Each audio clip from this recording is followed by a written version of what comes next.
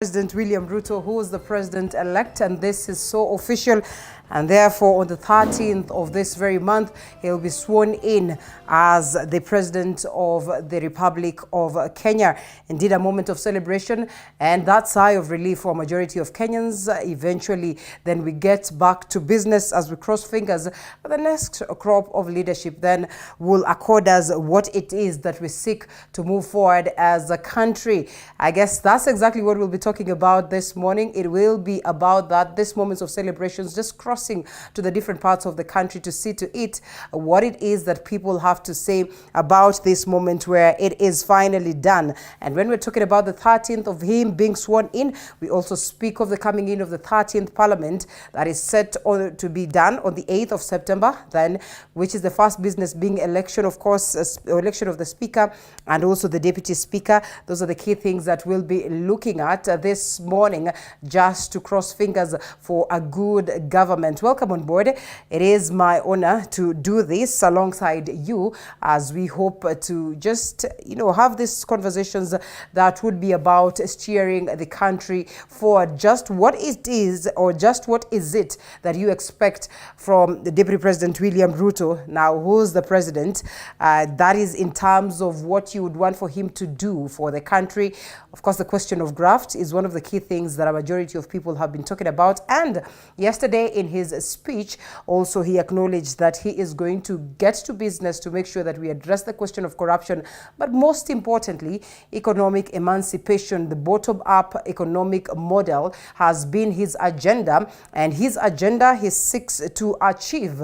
Just how instrumental will it be in giving Kenyans this financial freedom? That is technically what we'll be asking alongside the gentleman that we'll be having on set. We'll be having a member of his secretariat, that is the Kenya Kwanza Secretariat, to tell us just what they have in store for the people of Kenya. And all this, we ask you to be part and parcel of the conversation. The hashtag, as always, is Morning Cafe at Linda_Lela TV47KE. Kenya indeed has decided, and therefore it is time to steer the country forward. And like I've said, this is Morning Cafe, and my name is Linda Lela. The broadcast begins right away. We have the Standard newspaper, the Daily Nation, as well as the People Daily to look at in terms of what has been captured on the papers. And interestingly, I always look at the front pages, and you realize that the front page is all about Mr. President. The Standard newspaper speaks on the historic moment on the day his victory was affirmed, that is by the highest court in the land.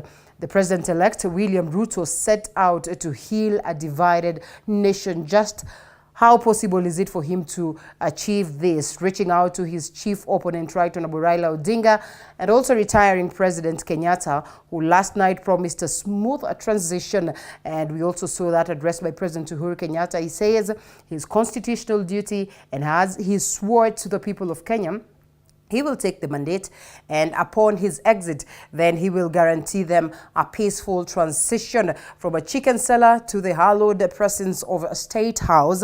It did not come easy. He must tell you beyond the rhetoric. However, the hard part then begins. Page 2, 3, 4, 7, 8, 9, 10, 11, 12, 14, and 15. This story finds its way on the Standard newspaper this morning. And Deputy President William Ruto, the president-elect, then says, "I salute the judges of the Supreme Court who have performed their duty with utmost fidelity to the Constitution. They listened to all parties, they considered all the issues, applied the law, and demonstrated their learning, impartiality, and patriotism." And therefore appreciating that declaration that was made by the Supreme Court that affirmed that win for William Ruto. And William Ruto again says, "I extend a hand of brotherhood to all my competitors and to all their supporters. We are not enemies, we are Kenyans. Let us unite to make Kenya a nation everyone shall be proud to call home." That is the Standard newspaper. And the Daily Nation, more or less the same thing, confirmed the fifth president and incoming commander-in-chief of the armed forces, or the defense forces. Also inside, of course, the road to freedom, as they have been saying, freedom is coming. Will it be the case for the people of Kenya? And a boy village boys' meteoric rise from Sugoi to the ultimate seat of privilege, wealth, and power. Story captured on page 2 and 3. But as it is, of course, he's taking it up from President Uhuru Kenyatta, who was his boss, and it is a tough moment he has to acknowledge because of the difficult times that the country is in, the high cost of living, the question of graft, and so many other things that he seeks or that he is supposed to address. It's not going to be an easy ride for Deputy President William Ruto and his deputy Rigathi Gachagua, and technically what will be the Kenya Kwanza government if not the UDA government. Sonia, so far for Raila Odinga, this was his best bet, yet what happens to his political career now?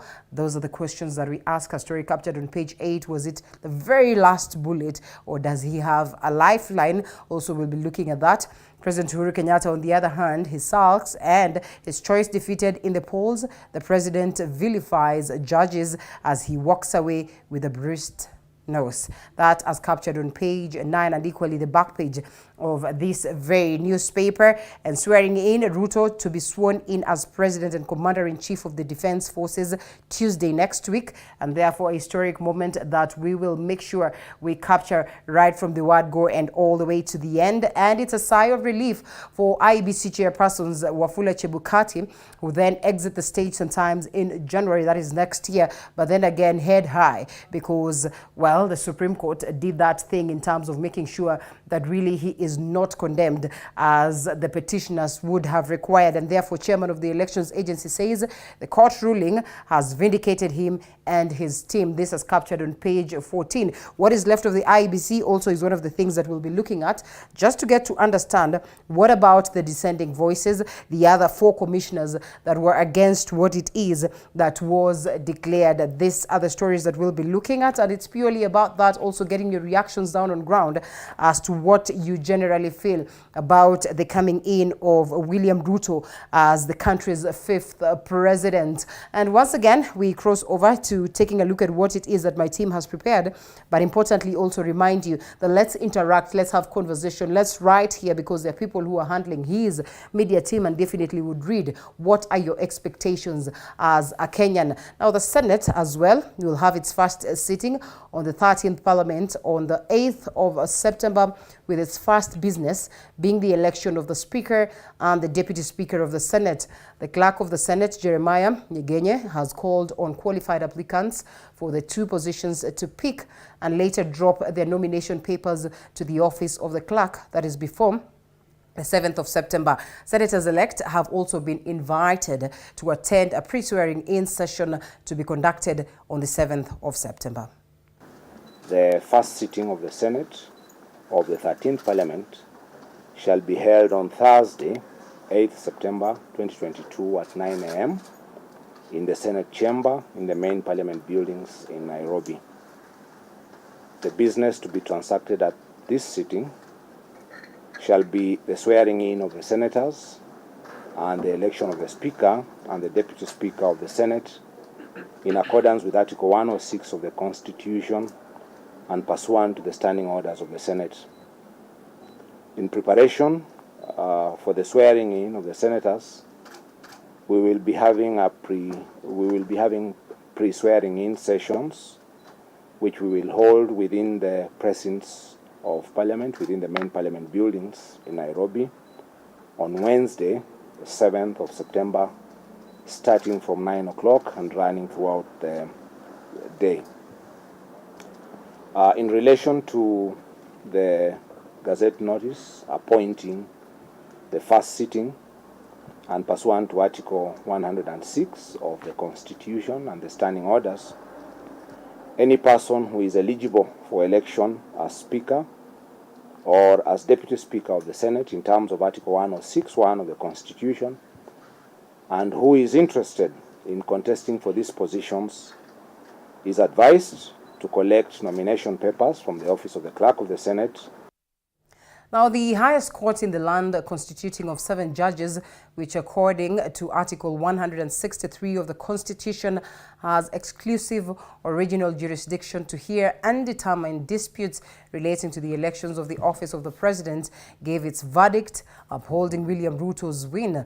But what do we know about the 7-judge bench in red and black? Andrin Kilemi takes a look at the profiles of the lords and the leaderships sitting at Kenya's apex court. I will be addressing the first, second. After compelling arguments and counter-arguments, the 3 women and 4 men that make up the Supreme Court finally gave their verdict on the 2022 presidential petition in what was termed as an unanimous declaration. Chief Justice Martha Koome, who also serves as the president of the Supreme Court, led the court in the 14 days spotlight, going through tens of thousands of submissions from lawyers in both factions. But we do need you to clarify again. Martha Karambu Koome holds a bachelor's degree in law from the University of Nairobi, a postgraduate diploma in law from the Kenya School of Law, and a master's degree in law from the University of London. She was a council member of the Law Society of Kenya between 1994 and 1996. Koome was admitted to the role of advocate in 1987 and appointed Chief Justice on May 19, 2022. This was the very first time that Koome was sitting on a bench that would determine the country's next move. She will go in the books of history as the first woman to ever occupy the highest seat in the apex court. Thank you, Mr. President. Sitting on the same bench was Deputy Chief Justice Philomena Mwilu, with over 37 years' experience in the legal profession. Mwilu was appointed Deputy Chief Justice in the year 2016 and elected by her colleague judges of the Supreme Court as a commissioner at JSC in May 2017. She holds a Bachelor and Master of Law degree from the University of Nairobi. This was Mwilu's second hearing of a presidential election petition, having sat in the 2017 bench that annulled President Kenyatta's win. If you felt... Completing the list of leaderships within the Judicial Service Commission is Justice Njoki Ndong'o, who holds a master's degree in law in human rights and civil liberties and a diploma in women's rights. Njoki worked as program officer at the Institute for Education in Democracy and national protection officer at United Nations High Commissioner for Refugees. In both instances. Also sitting at a presidential election petition for the first time is Koome's former boss at the Court of Appeal, Justice William Ouko, who has been at the judicial service since 1987. Ouko has more than 33 years of experience in the legal profession. He holds a Master of Arts degree in criminology, a Bachelor of Law degree from the University of Nairobi, and a diploma in legal practice from the Kenya School of Law. Justice Isaac Lenaola is the youngest member of the bench and was hearing the presidential election petition for the second time after 2017. Lenaola was appointed judge of the Supreme Court in 2016 and served as presiding judge of the Constitutional and Human Rights Division at the High Court in Milimani. He is an alumni of the University of Nairobi and the Kenya School of Law. He has served in the judicial service for 19 years since 2003. Justice Smoking Wanjala, who too was among the 4 that threw away President Kenyatta's win in 2017, was once again in the spotlight with his witty remarks that cracked laughter at the presidential petition. Wanjala was appointed judge of the Supreme Court in 2011. Justice Mohamed Ibrahim studied law at the University of Nairobi and was appointed as judge of the Supreme Court of Kenya in 2011. He was admitted to the role of advocate in 1983, was elected to LSK Council in 1994, and served as the chairperson of the Judiciary Committee on Elections in 2021. Andrin Kilemi, TV 47. Well, thank you for that, Andri. Now, it was celebrations in different parts of the country after the ruling of the Supreme Court. Many now calling on the next government to make life better for them. The story was produced by Andrew Juma. Tears of joy, happiness and celebrations were the order of the day in parts of the country. Immediately, the apex court pronounced Ruto's win as free and fair. In Bungoma County, Residents thanked the court for what they termed as answering their prayers to see Ruto's win upheld. Hili wa Ruto imetufurahisha sana na ambapo sasa sisi tuko na imani moyoni. Bungoma hapa tulipigia Ruto na tunaambia wale wenye hawajaridhika wakubali matokeo ya koti, na tumekubali kabisa na tunaimba tunasema. In Githurai 45, Kiambu County,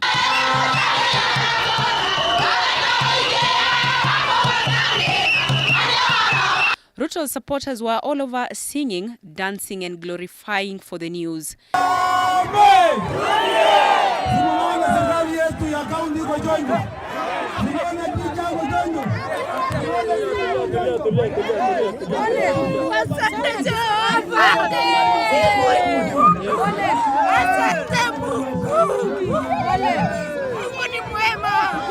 In Baringo, Bomet counties and Kapsabet, which are Ruto's backyard, celebrations filled the streets.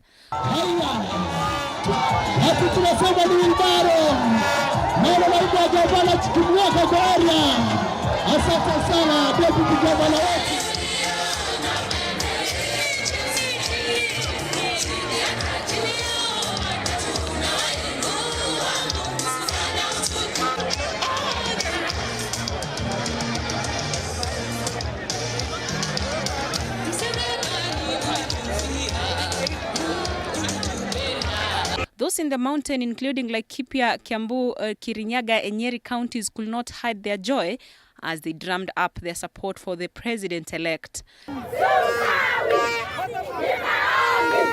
Tumefurahia sana sisi tukiwa wa Kenya. Tulikuwa tunangojea leo matokeo na tulikuwa tunangojea matokeo ya Daktari Samuel Ruto. Tukae na amani, mimi nimeenda nyumbani mpaka Bondo. Na uamuzi wa koti William Samuel Ruto uhuru ya Kenya. Kwa hivyo tuweza kuendelesha taifa hili na tumefurahishwa vikamilifu ya kwamba shurutishwa na mtu ya uamuzi ambao uko haji wa Limuru. Tumefurahi sisi wetu tuhakikishe watu wote. Residents of Mwingi town in Kitui asked the president-elect to remember them in his leadership, even though they voted for Odinga. Yangu ni furaha sana kwa wakati kama huu. Nishangu na vingelegele kwa kupata rais wetu tulikuwa tunatarajia kwa hamu na ngamu. Residents of Mombasa, however, declined to agree with the court's decision, but promised to work with Ruto, asking him to serve the country as one. Tungependa sana Bwana Ruto atukumbuke kama jinsi walivyosema ataturudishia kazi zetu hapa port. Na bila shaka ushindi wake tunajua ni ushindi wa mama mboga, tunajua ni ushindi wa mwenye bodaboda, tunajua ni ushindi wa mwenye kinyozi, tunajua ni ushindi wa kila ambaye kwamba ako katika maisha ya chini, asonacho naye siku moja awe nacho. Na bila shaka ndio lugha aliyokuwa akitumia bottom up. Na hadi alituambia kama ataregesha poti, tuomba Mheshimiwa Ruto turegeshee poti, uhakikisha vijana wetu wamepata ajira.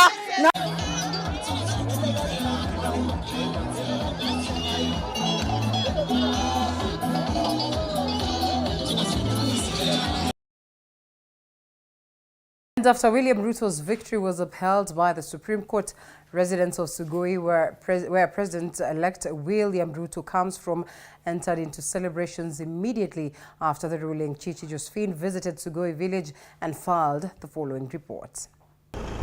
It is an unpopular village where President-elect William Ruto was brought up. His village, despite its unpopularity, Sugoi's reputation has now spread throughout the country as the home of the 5th President of Kenya. We embarked on a journey to Sugoi, a distance of about 16 kilometers from Eldoret town. Here we find residents who had a lot to talk about President-elect William Ruto. Nilikuwa natembea tu na mkuu. Nini na mkuu kwenda kusoma shule. Ruto amepata shida mingi na Ruto sahi amekaa kwa kiketi, hata sijui yako na furaha kweli mali yako. Hako naye.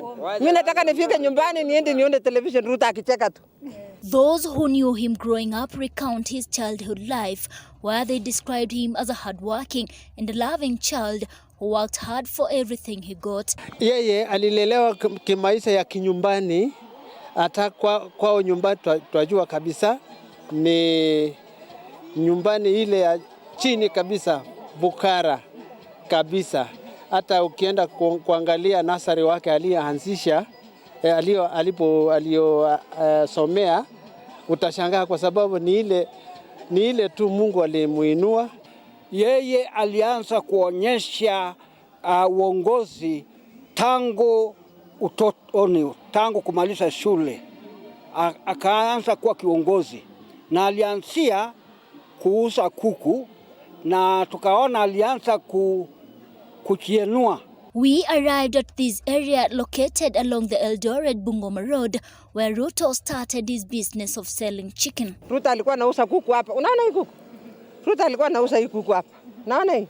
Alikuwa anauza hapa Saturday na Sunday. Saturday na Friday. Jumatatu anaenda shule. Ruto alikuwa analima na ng'ombe na baba yake hapo ng'ambo.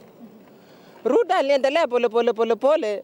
Mali Ruto alitoa hiyo maendeleo yake jamani ni mbali. Ruto alitoka mbali. Ruto ni mtoto maskini. Alikuwa anauza kuku hapa. Sisi tulikuwa wadogo. Tulikuja tukashikia alikuwa anauza kuku. Tukaifurahia hiyo. Sisi tukashika hiyo biashara. Sasa kuanzia leo nafikiri sasa tutashukuru Mungu sana. Sisi tungetaka tujenge at least atunulie shamba yetu.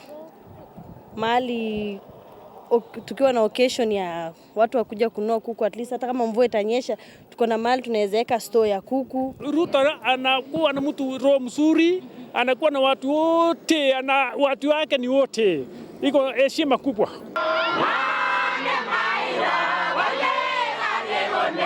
Reporting for TV 47 from Sugoi village in Uasin Gishu County, my name is Chichi Josephine.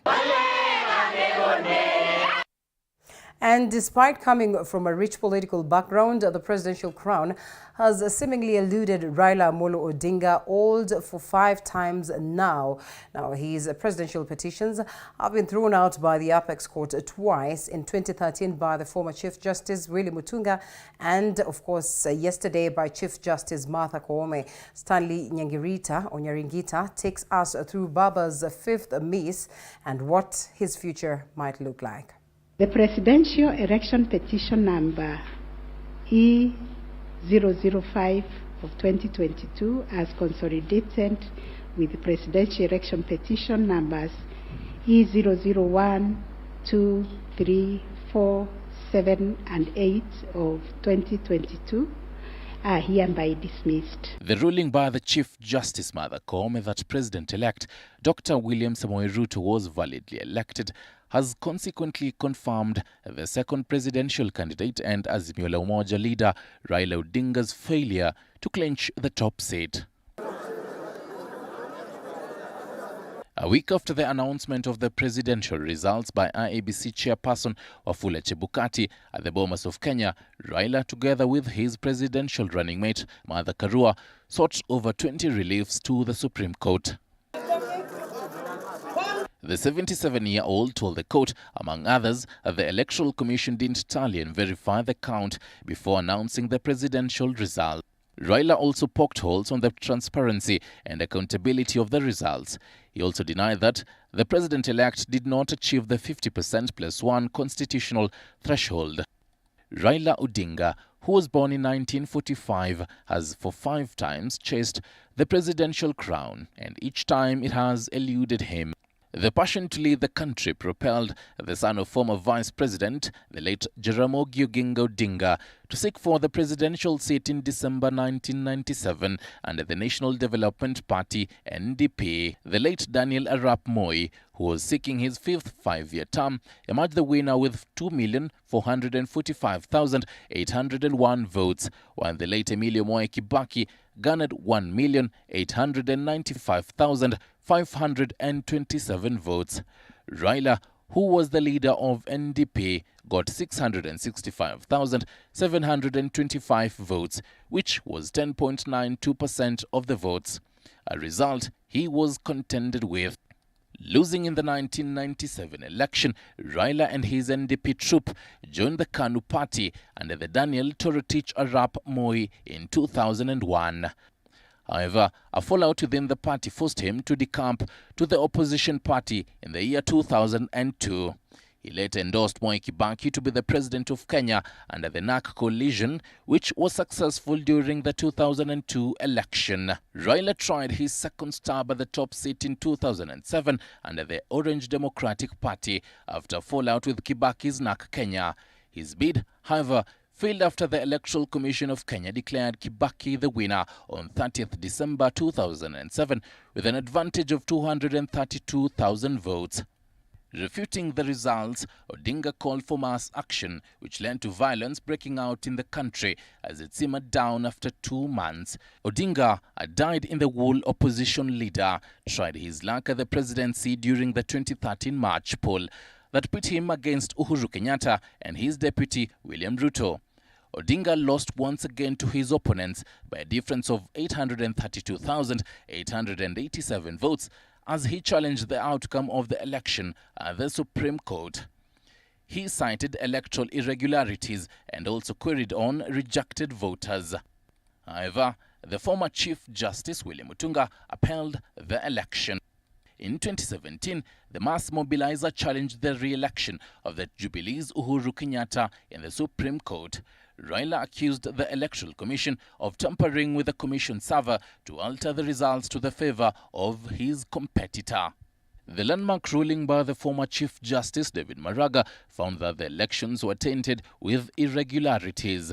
A re-election was held, but Raila boycotted it, and subsequently, on 30th January 2018, Odinga staged a swearing-in ceremony where he named himself the People's President. With Raila having termed 2022's candidacy as his last bullet, political analyst Macharia Munene says that the country may just see more of him in the coming general elections.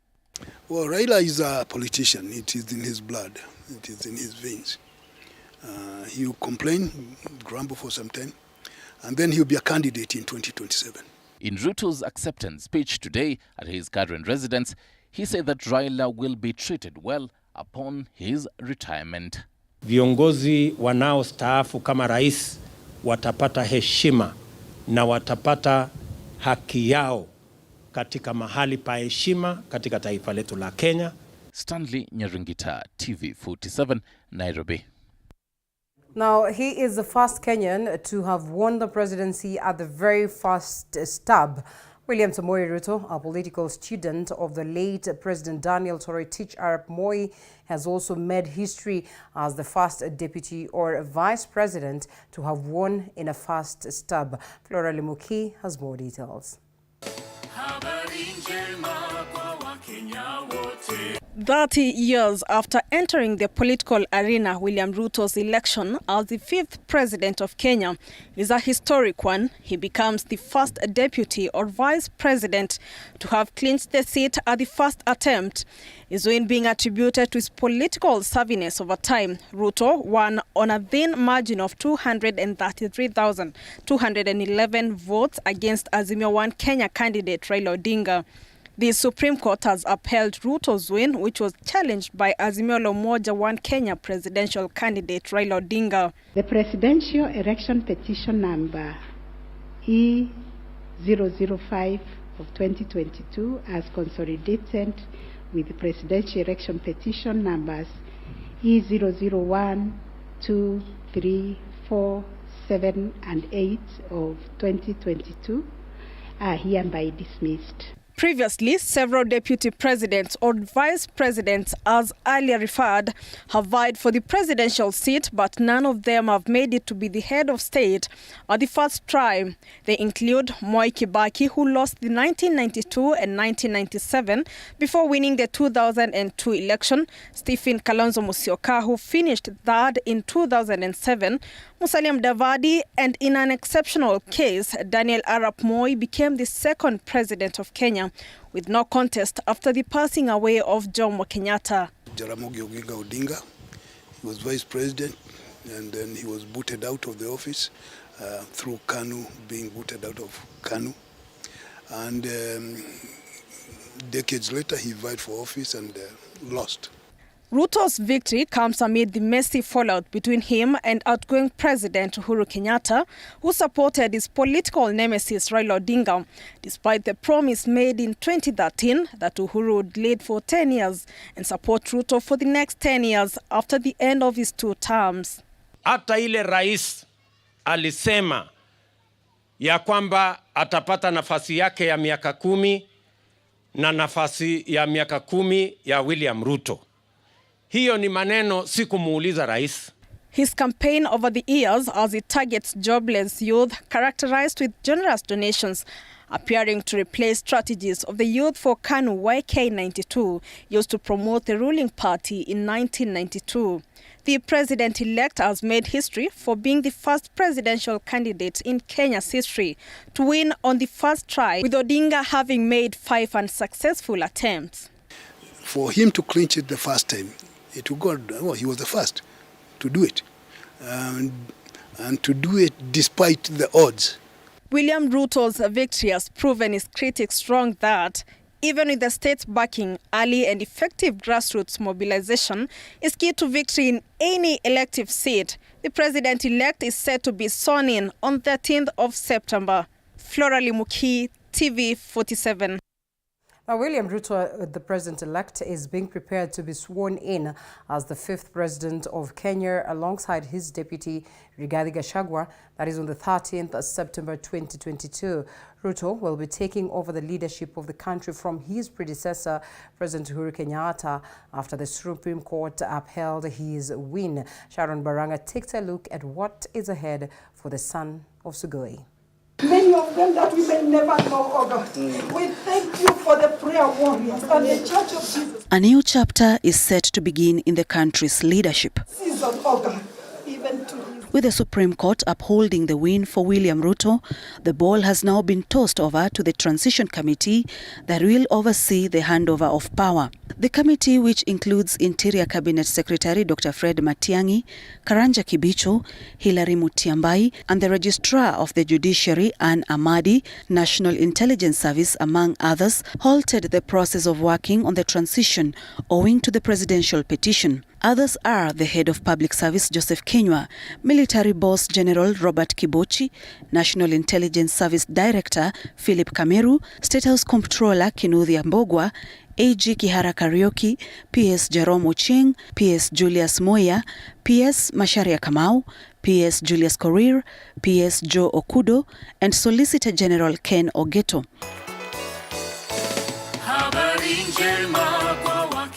The President-elect William Ruto had also submitted a 3-member list of representatives to the transition. The 3 are National Assembly Speaker Justin Muturi, Uasin Gishu Woman Representative Gladys Boss, and United Democratic Alliance Party Secretary General Veronica Maina. The assumption of the office of the President Committee is tasked to facilitate the handing over process, organize for the security of the President-elect, and organize for the necessary facilities and personnel for the President-elect. The committee also coordinate the briefings of the President-elect by relevant public officers, facilitate communication between the outgoing President and the President-elect, and prepare the program and organize for the swearing-in ceremony. Already Ruto has an idea of who will constitute his cabinet, but some of the big names in the Uhuru government face an uncertain future. It is now time for us to prepare for the day when we wake up to the momentous duty to serve Kenyans. Let us all reflect on our contribution and look forward to build this country and nation together to achieve the glory of Kenya, express its heritage and splendor, and fill every Kenyan heart with thanksgiving. Ruto has promised to immediately get the ball rolling when it comes to delivery of his manifesto to Kenyans. Also, he welcomes members of the opposition to work hand in hand with his government. Sharon Baranga, TV 47. And the IEBC chairperson Wafula Chebukati has welcomed the move by the Supreme Court to vindicate him following accusations by Azimio La Umoja team. And as Joash Ansari now reports, Chebukati addressed the media in the absence of 4 commissioners who disowned the results he announced. Hours after the Supreme Court upheld Ruto's win that was contested by Azimio led by Raila Odinga, the Electoral Body Chair Wafula Chebukati now says the verdict on the presidential petition has vindicated him and the Commission. Election is a process and not an event. This process started immediately after 2017 general election, and the Commission tested its systems and processes in over the 40 by-elections in the last 5 years. Therefore, the Supreme Court judgment today is a testimony that the Commission conducted a free, fair, transparent and credible general election that met the democratic aspirations of the people of Kenya. The Independent Electoral and Boundaries Commission is finally vindicated.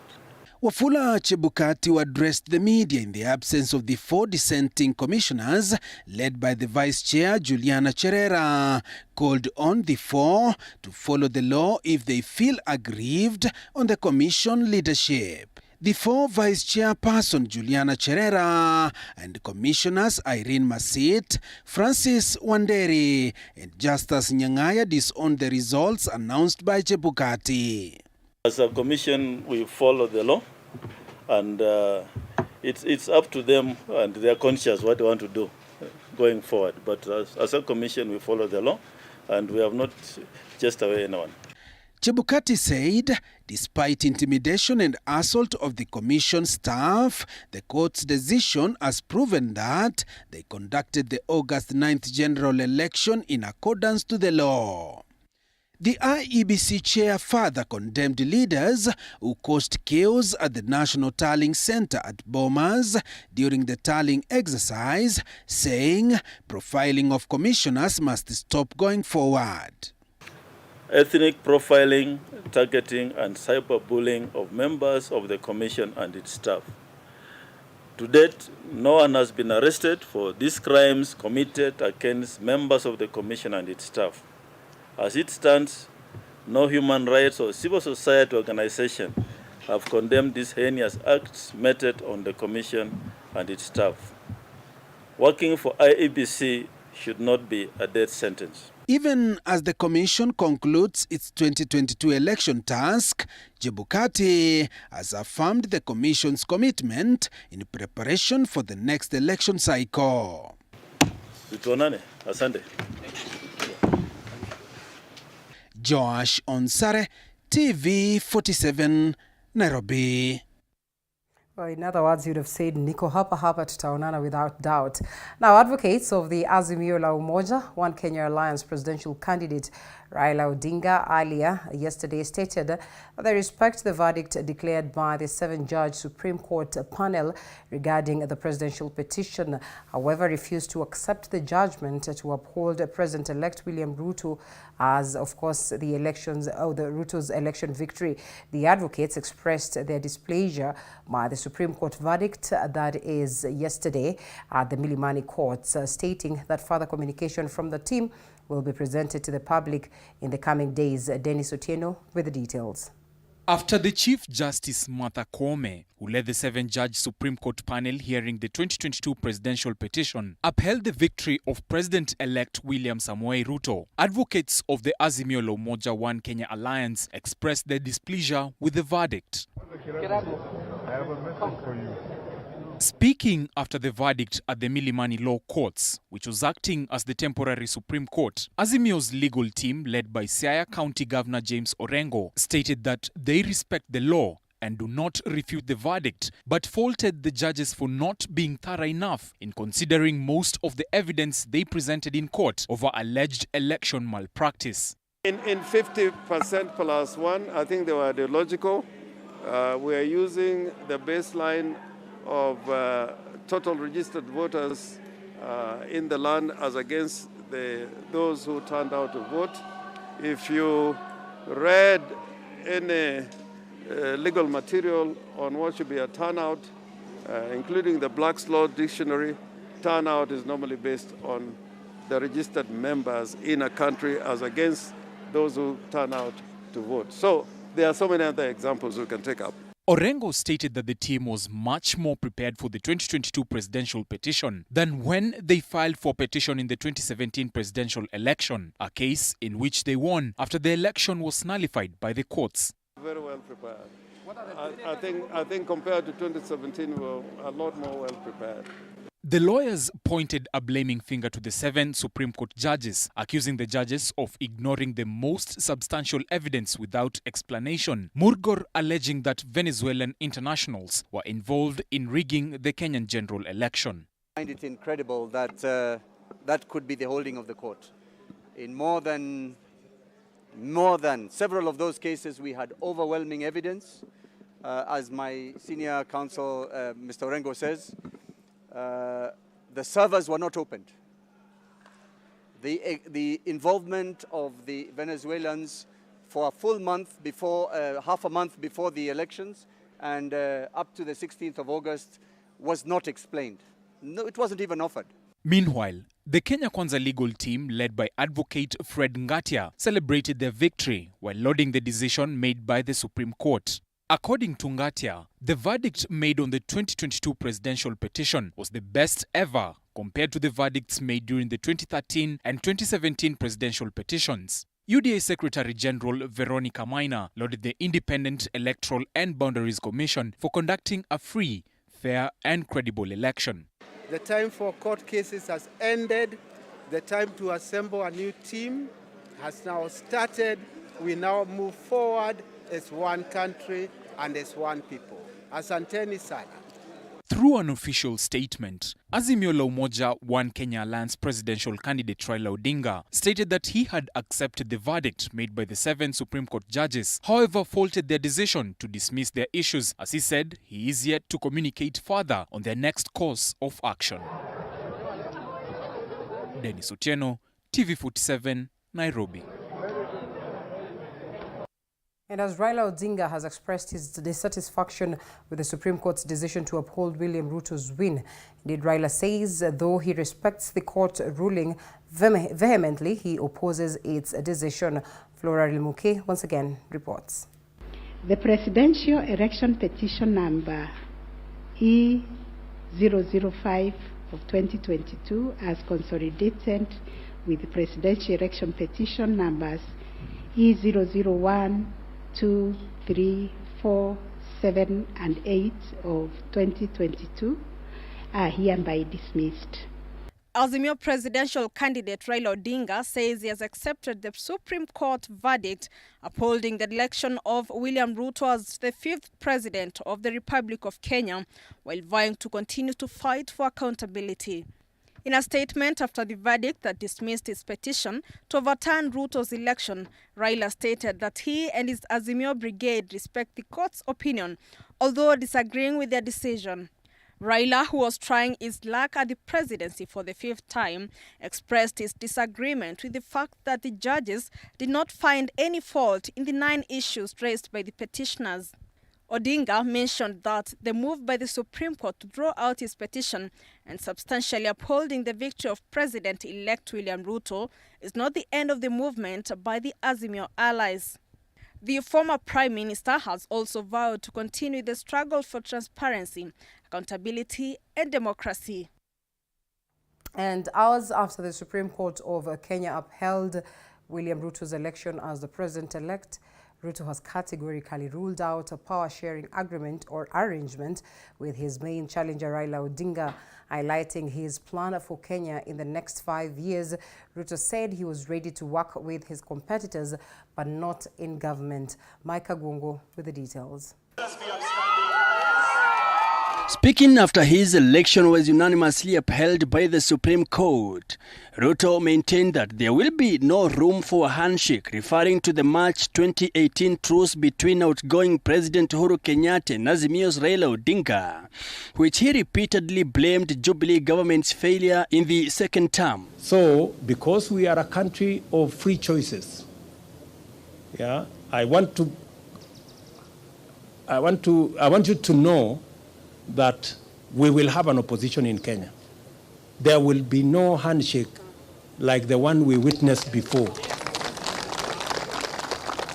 that creates a mongrel of a government where nobody knows where the line is. That one will not happen. He says he will work with his competitors in the role that the Constitution assigns the people in the opposition to provide oversight over his government. I believe in an accountable government held to account by a responsible opposition. That is how Kenya is going to move forward. And so I look forward to a conversation on how they will hold us to account and make sure that we deliver on the commitments that we have made to the people of Kenya. The outgoing deputy president, who won the tight presidential race with a 50.49% in the vote against Odinga's 48.5%, said in any democracy, a government should be kept in check by the opposition, which should play the oversight role. When our good friend Raila Odinga retires also, we will give him the respect he deserves as a Kenyan leader. According to Ruto, President Kenyatta's handshake with Raila Odinga left Kenyans confused for the last 4 years, claiming it was the reason why they voted for him. The president-elect further promised to serve all Kenyans regardless of their political affiliations, pointing there will be no vengeance in his government, but a united country. We vowed to unite and strengthen Kenya, not to divide and weaken it. I therefore consider all of my competitors to be my worthy compatriots.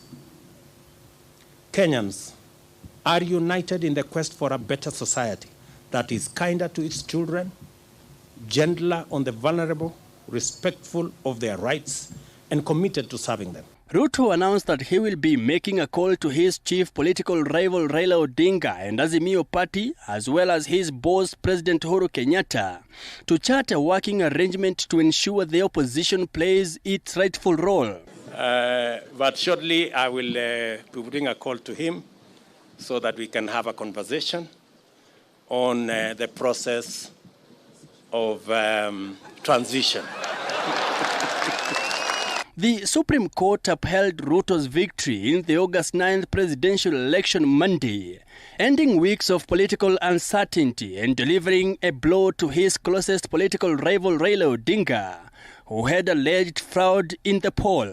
Now, 13th September 2022 marks the D-Day when President-elect William Samoei Arap Ruto will be sworn in to take over the mantle from his former boss, President Uhuru Kenyatta, devoid of what he terms as intimidations during his campaigns. Mike, GOtv 47 at Karen in Nairobi County. And outgoing President Uhuru Kenyatta has promised to ensure a smooth transition after the Supreme Court upheld William Ruto's win as the 5th president. Kenyatta says he is keeping his promise to leaving the country peaceful after serving his 10-year constitutional term.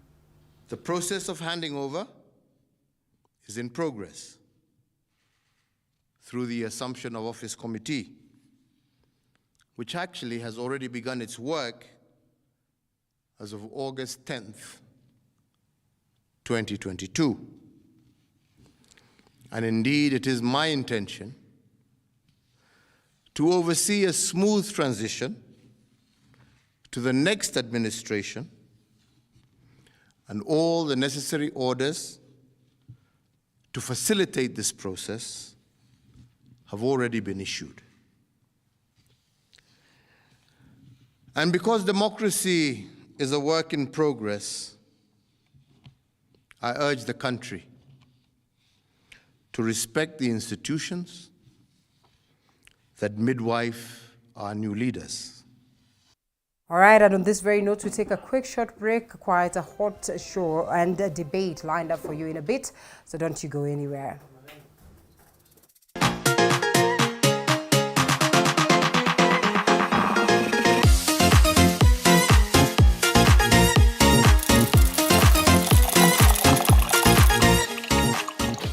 You are watching TV 47, the home untold stories.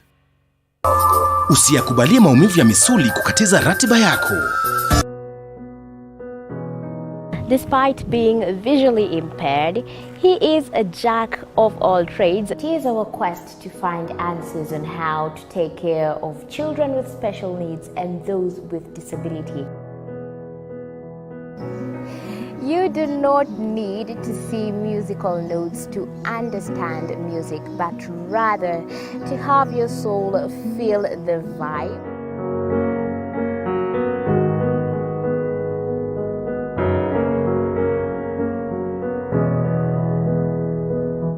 Actually, for us to make a wheelchair, we have to take measurements of the user. After doing my assessment, I get to know the parent, I get to know the heaviness she's carrying.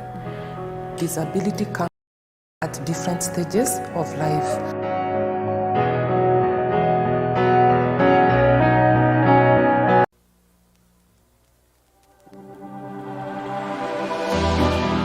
How well do you know what's happening around you? Morning Cafe with heated political debates. Baraza la Siasa. Hiyo kitu azungumzie, angalie hali ya maisha ya watu. Informative health discussions. Business, farming. Tasty Wednesday, Fitness Thursday, and Feel Good Friday with amazing DJs, celebs, waimbaji, kuna comedians, alafu kuna wajinga, and music bands every Monday to Friday from 6 a.m. to 9 a.m.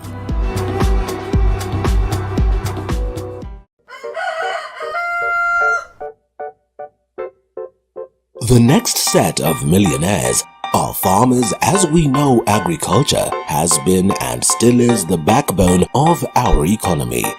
As we traverse the different counties to meet different farmers, we ensure to get the story of how they started farming and even how they continue to penetrate the market and overcome the challenges. Hapa, the reason why nilieka goose na si ducks. Goose, they are very easy to maintain. A lot of farmers keep on calling, inquiring whether you're supposed to raise some seeds in the nursery or you're supposed to do them directly in the field. The greenhouse helps us control the temperature because the temperature needs to be between 28 to 32 degrees. Walk this journey with us every Sunday at 6:30 p.m. It's no secret, construction ain't cheap. But how do we make it affordable? Different individuals are finding ways of cutting down cost by use of pre-stressed slabs other than reinforced concrete, recycling plastics to make pavers. The brick is stronger, it's cheaper, and it's lighter. And recycling wastewater in your household. What happens to my waste from the washroom, the solid waste? All that can break down. Those are just but a few. Every Tuesday at 7:30 p.m. we talk construction.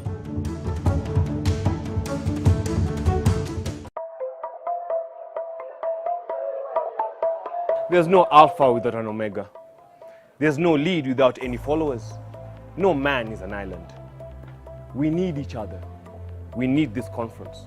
We say it, we do it, we act it. Kama una mpenzi wako, kila siku kama nilivyosema, kila siku mwishi mapenzi. We don't toe the line, we set the standard. We don't eat the grass, we lead the pack. As an alpha male, you're also a leader. Not just women, friends and family, but to everyone else you've never met before. We are the beauty, the spice and the brains. The men's conference where men become alpha males. And you can catch us every Wednesday at 10 p.m.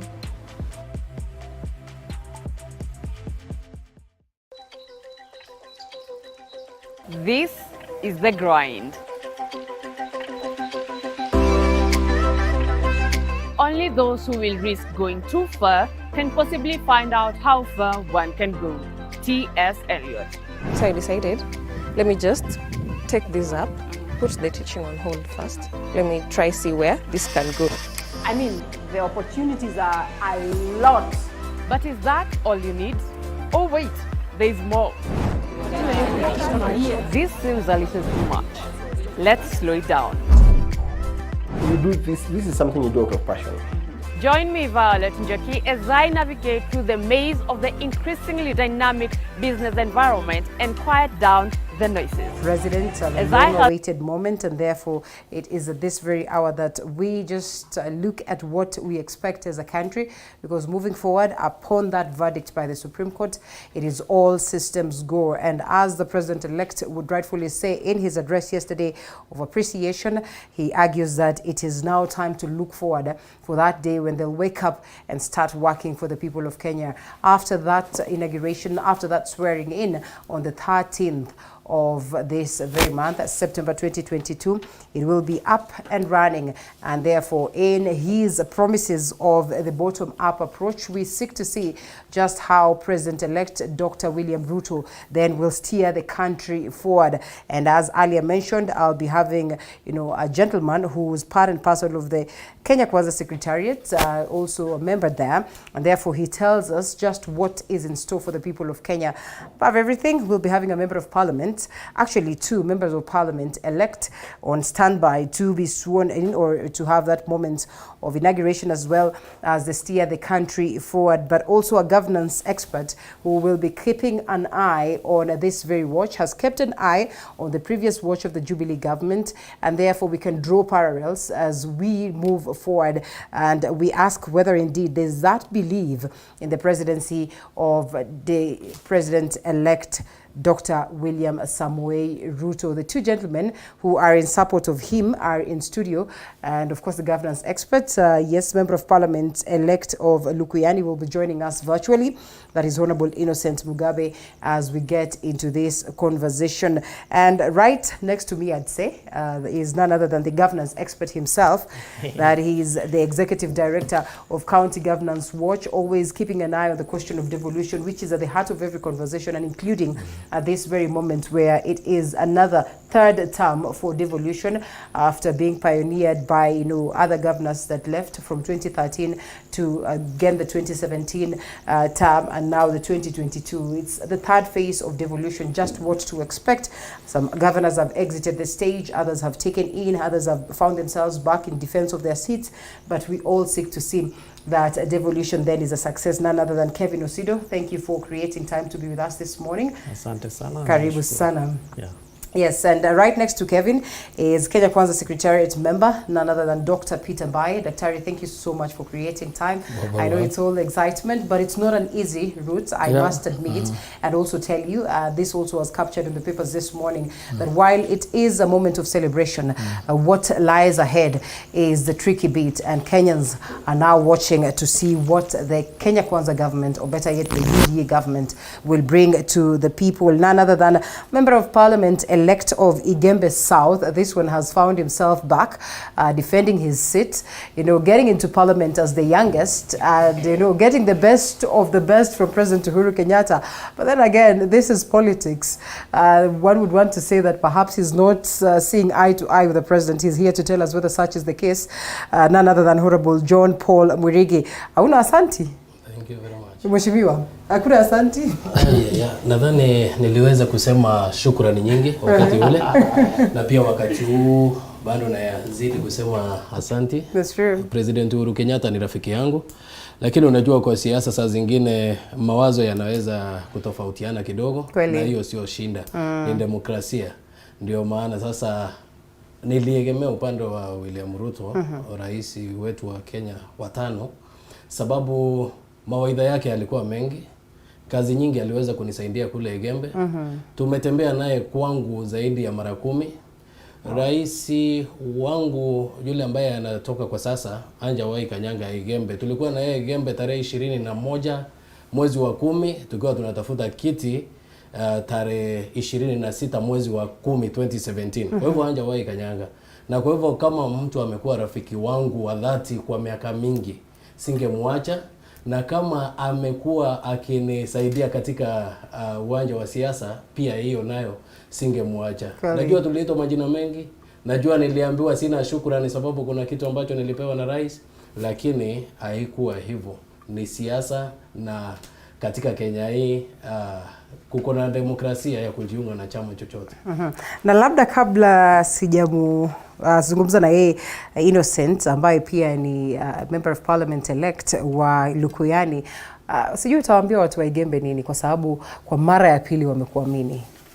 Nataka kuwashukuru sana wananchi wangu wa Igembe South kwa kunichagua mara ya pili. Najua miaka hiyo mitano ambayo imepita kulikuwa na majukumu mengi na mengi tumeweza kuyatekeleza. Na nishukuru Mungu sana sababu Mungu aliweza kunisaidia sana kuyatekeleza majukumu mengi ya wananchi wale wa Igembe Kusini. Nakumbuka kuna wengi ambao walikuwa wanasema John Paul amechaguliwa akiwa kijana mdogo lakini hata rundi sababu ni kama hakuna kazi ambayo anafanya. Nataka kuhakikishia wananchi wa taifa hili ya kwamba niliweza kuwafanyia wananchi wangu wa Igembe kazi nyingi na ndiposa wakanichagua mara ya pili. Jambo la pili ni washukuru tena sababu ile rekodi ambayo waliweka mwaka wa 2017 kunichagua nikiwa mdogo sana haingeweza kuvunjwa katika taifa hili sababu nilichaguliwa nikiwa miaka 23 na pia kwa ile mbunge ambayo tuko nayo saa hii hatungeweza kupata mtu mwingine wa miaka kama hiyo. Toto ana miaka mingapi? 24 au? Yeah. Toto Yule nashukuru pia na nashukuru wa Kenya pia sababu wameweza kuona ya kwamba vijana wako na uwezo na wanaweza kufanya kazi kwa wingi. Kwa hivyo naweza kusema katika huu uchaguzi ambao umepita wananchi wa taifa hili wameweza kudhihirisha ya kwamba viongozi sio wale tu watu ambao ni mabonyenye bali wanaweza kuchagua watu ambao wako na maono. Sababu Toto nadhani hakuchaguliwa sababu ya umri, alichaguliwa sababu ya maono ambayo ako nayo ya watu wake. Kumbuka pia Igembe sawa. Ndio. Tuko na kijana wa miaka 21 yule ambaye amechaguliwa MCA kule na pia yeye walimchagua sababu ya yale maono ambayo alikuwa nayo. Nikukumbushe kwamba vijana kidogo hawana imani sana na vijana ambao waliwaeka katika bunge la 12. Manake inasemekana kwamba kule mlikwenda kulala na mkaamua kukutana na wazee na mkaingia kwa mambo ya kizee na kidogo mkasahau kwamba mlikuwa mko pale kwa sababu ya vijana. Kwa hiyo hilo tutazungumzia baadaye tutakapokuwa tunaelekea katika masala ya kuzungumza ni nini ambacho tunategemea kwa sababu ya bunge la 13. Na pia nikukumbushe kwamba unaposema kwamba unafanya kazi au ulifanya kazi, nataka nijue ni nini haswa mbunge anatakikana kufanya. Kwa hiyo unapozungumzia kazi unazungumzia nini? Kwa sababu kawaida tunajua kwamba mbunge kazi yake representation, oversight, legislation. Kwa hiyo ukisema ulifanyia kazi watu wa Igembe North, ilikuwa ni through lobbying au ni nini haswa? Igembe South ndio itakuwa ni nini hiyo unazungumzia? That will be later as we cross over to getting to understand what we expect for the 13th Parliament. But gentlemen, perhaps some word of congratulations to him. Unajua ulipoanza kuongea na mheshimiwa nilifikiria pengine tumewasahau. Hapana, tuko kwenye kikao cha Kiswahili. I say atatupatia pengine tuendelee na lugha ya Kiswahili. Tu hivyo. Well, mheshimiwa, shukran. Congratulations. I remember when you were elected in 2017, the induction processes, we had a brief conversation and I'm really happy that he was among the youngest, if not the youngest MP then, and even today, other than Mheshimiwa Ruto coming in 2022. But the bottom line is that we have people who in their desire, their hearts, and are able to work through the 290 constituencies to be elected as members of Parliament, National Assembly, and the same also applies to the senators and who therefore form Parliament and all the other seats. So congratulations, and we are looking forward to engaging with you and particularly looking at really the functions of a legislator. Because I think one of the biggest challenges we have as a country is the fact that Kenyans, the citizens, also do not really know the roles and functions of their legislators, because as you rightfully said, ni uwakilishaji, legislation ama kutengeneza sheria, and of course oversight, kuhakikisha ya kuwa serikali inatimiza yale malengo yake. But today, and of course given the court's pronouncements around CDF, a good question which you asked was, what exactly have you done as a member of National Assembly? And so that would be really a very important conversation, because then it helps us to demystify issues around financial judicious usage of resources at the National Assembly or the constituency level against oversight of both national government and county governments, given their functions at that level. So it's important again to note that members of parliament are willing to come to shows like this, give their time early in the morning. It's quite commendable that Mheshimiwa has thought of coming in, because this is one of those platforms that citizens have to be able to ask their leaders questions and also to hold them accountable. And people who are in institutions or organizations of accountability, like County Governance Watch, also have the opportunity to give them feedback in terms of what's not working, what is working, and maybe areas of improvement. So congratulations to you and all your other colleagues, and we look forward to engaging with all of you. All right, and before we loop in Dr. Mbai for the same, allow us to also appreciate the presence of Honorable Innocent Mugabe, Member of Parliament-elect of Lukuyani, who is joining us virtually. That is from Mombasa County, perhaps in our Mombasa studio, or maybe our Mombasa team has gone straight to where it is that he is. Mheshimiwa, jambo. Yeah, jambo. Good morning. Good morning to you. Yes, good morning. Inaonekana kwamba mheshimiwa ni mtu wa mambo machache. Sawa, we'll be coming back to you, mheshimiwa. But yes, Dr. Mbai, we have two of them that are going to occupy the 13th Parliament. Yes. What to expect from them, even as we congratulate them, some for defending their seats, others for coming in for the very first time, others who had gone for quite a long time, the likes of Honorable Farah Malim, whom I had yesterday, and back after a very long time. First, thank you so much, and a good morning to all our viewers. I want to say first, from the depth of our hearts, and that's a duty for all Kenyans to congratulate in a very special way. Yes. It's not easy to run and win office. Right from MCAs, members of parliament, I mean both senators and members of the National Assembly, governors, everybody. Congratulations. Now, when I see somebody like Mheshimiwa and others, it is a very big burden. You know, elections is a social contract where people give up their rights. They give up to you, okay? They say, we cannot all sit in that position. Yeah. So we have given out our hopes, aspirations, expectations to you. It's a very sober calling. You can imagine you'll be managing the souls, the lives of people. Yes. So and also the citizens are getting enlightened by the day. A lot of expectations are coming up. So it's very, very important from the word go, just to know, okay, fine, these people have given me their expectations on me. How do I go about it? We all as a nation have a lot of faith. But I mean, by the next week or so, there'll be a lot of things happening. You can, in terms of bills, in terms of engagements, in terms of committees, instead of oversight, instead of looking at what the executive is doing. So but I wish to congratulate and say, the best thing or the most important thing we need, I'll keep on saying this, is capacity building. Training and capacity building of our leaders. Because you'll be elected MCA, but people do not know. The expectations became so high. Linda, I need you to know the rate of turnover today in Kenya of MCAs, for example, is over 90%. Yeah. Some places 95. Okay, some places, because it's getting maturer, they are coming down to 80. Or 70, where quite a number, like Nyeri is a good example. Yes. Where, I mean, people, quite a number of MCs are able to come back.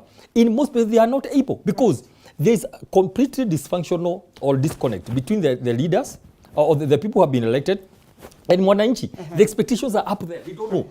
You will ask MC about electricity, about tarmac, about everything on earth. Is it our mistake? Is it our mistake also as leaders? Because sometimes you find that when leaders go to campaign, do you know what they tell them? They mention those things. Yes. That's a big problem. Now, you want to say that so that you can be elected. Then you are elected and you're not able to deliver. Yes. So we are saying we need civic education. We need capacity. One, capacity building on the leaders because you have been elected. Fine. Okay? Whatever the case. If capacity is built, you're able to implement or rather to do your work. Yeah. Secondly, on the layer, to tell them, look here, this is the leader at this capacity. Okay? Foot bridges, ABCD, agriculture, that's what you're going to ask your MP, MCA, so they can take to the governor. MP is issues to do with mega dams, for example, issues to do with tarmac, issues to do with electricity, and also they don't have the kit for electricity. It's for them to go and push. You know, those are the things we need to continue talking about because we are in that devolution. Yeah. And if we continue that way, what we have done for the last 2 terms is not very interesting. we are going to have a lot of crash. It's not, and that's why I want to thank, for example, Mwashimo. It's always good if you come back, because we are molding leaders. Right. We are nurturing leaders.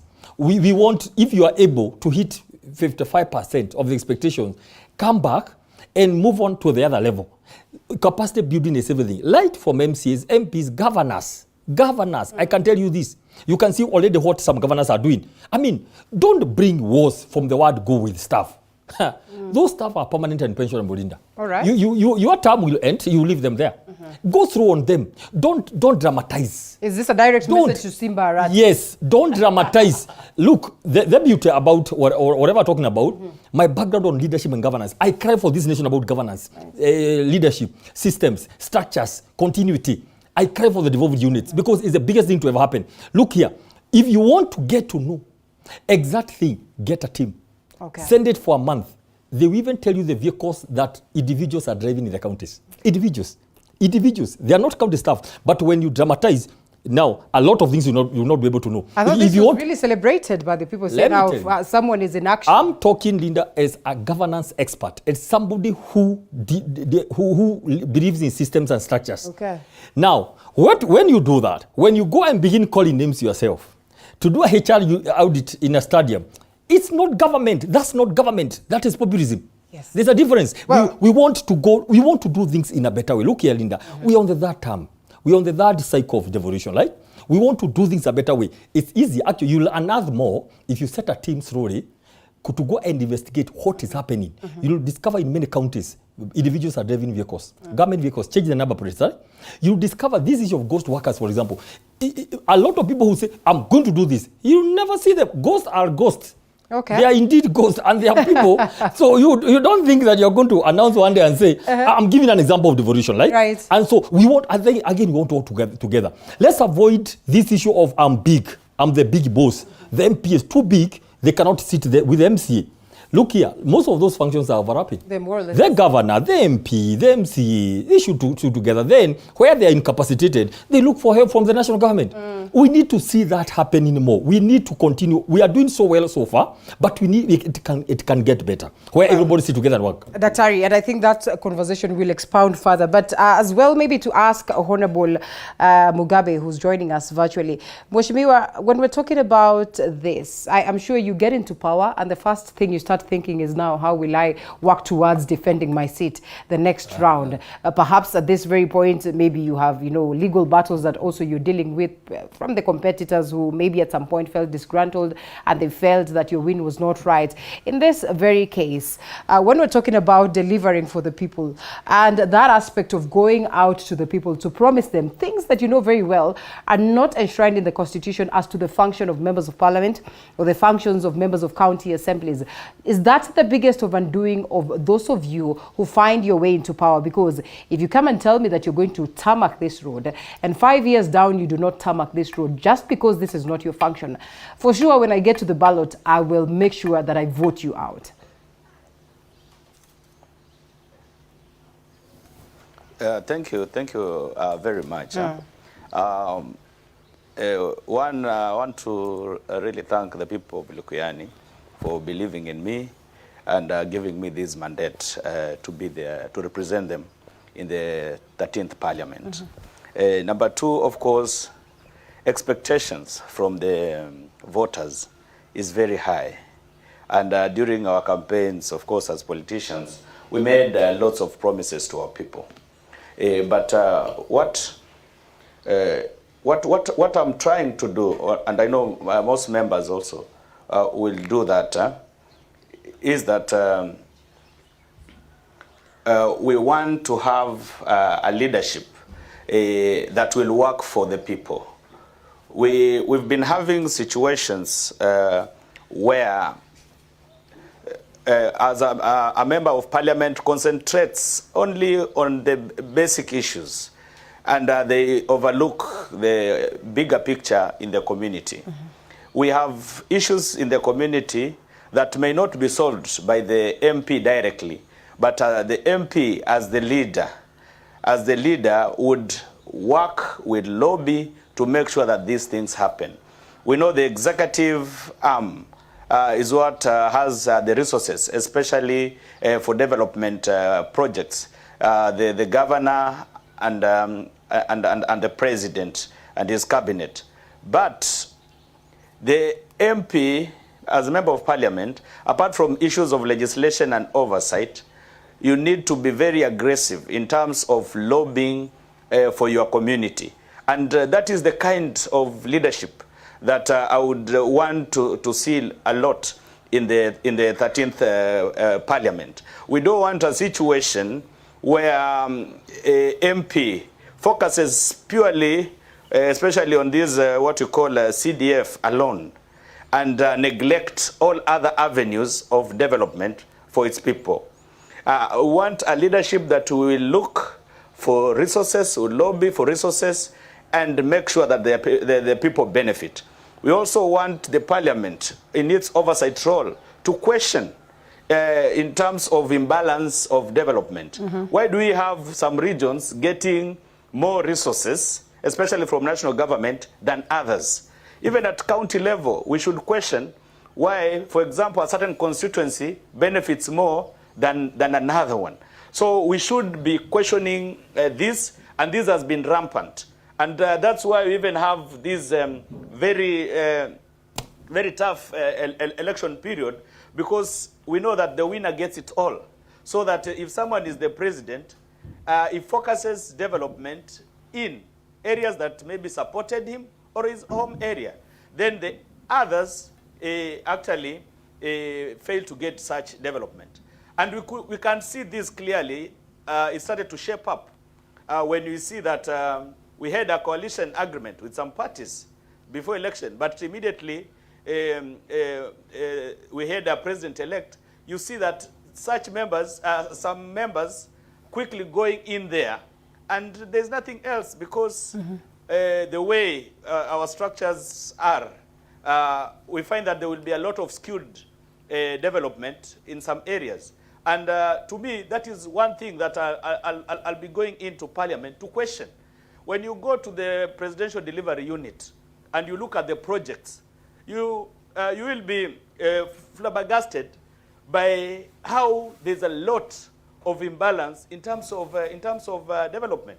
I look at my county in Kakamega, the number of projects from national government, maybe 1 or 2. I go to neighboring county, was in Gishu, where the deputy president was, and the number of development are immense. There's total skewness in development. And this is something that I will be pushing and making Kenyans to know what is happening, so that we have balance in development, because he's our president. He's a president for all of us, not a president for only those maybe regions who voted for him. Thank you.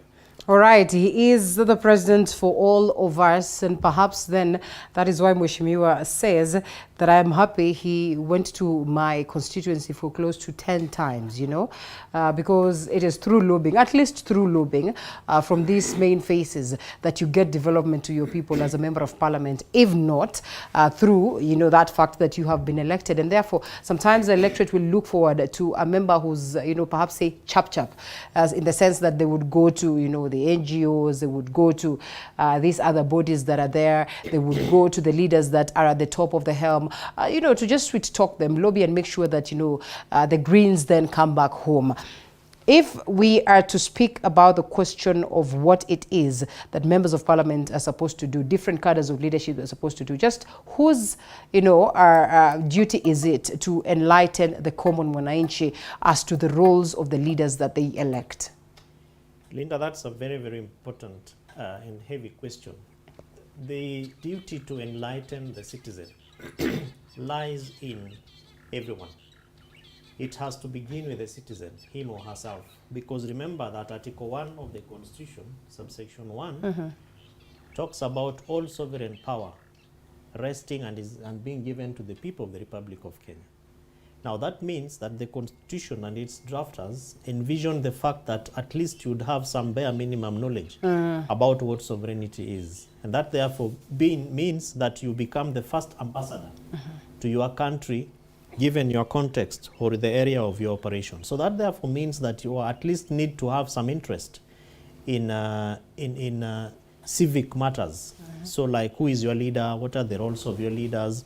How do you take action? How do you organize when things are not working? Unfortunately, and I agree with Mheshimiwa from Lukuyani, what we have seen happening in our country is a fact that the expectations of citizens are largely related to resources. And in this case, it is both power and financial resources. And that is why, for example, he's giving a good example of Kakamega and Uasin Gishu. You expect that where the deputy president or the president, or even at the county level where the governor is coming from, that there would be a lot of investments in terms of government resources and projects and programs. Whereas really it is not supposed to be like that. The constitution also envisioned that with the coming in of county governments, and you go to County Governments Act of 2012, it gives you a space for the responsibility of county governments also to put in resources for civic education. And the same applies to almost all the 6 laws that support the Constitution of Kenya 2010. Now, when you talk about Leadership and Integrity Act, it is giving power to the citizens to hold their leaders to account by also looking at their integrity and leadership characteristics. You go to Urban Areas and Cities Act, it is giving power to the citizens to be informed about issues around their cities, their municipalities, and even their urban areas, towns, and local centers. And you go to Public Finance Management Act, it also envisions that the citizen will be able to have some little basic bare minimum information about resources, budgeting issues, and all that.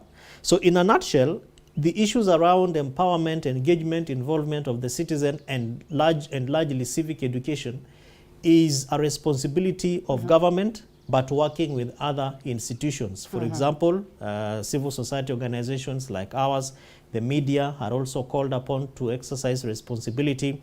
The county governments as well, the private sector on areas that really are of interest to them.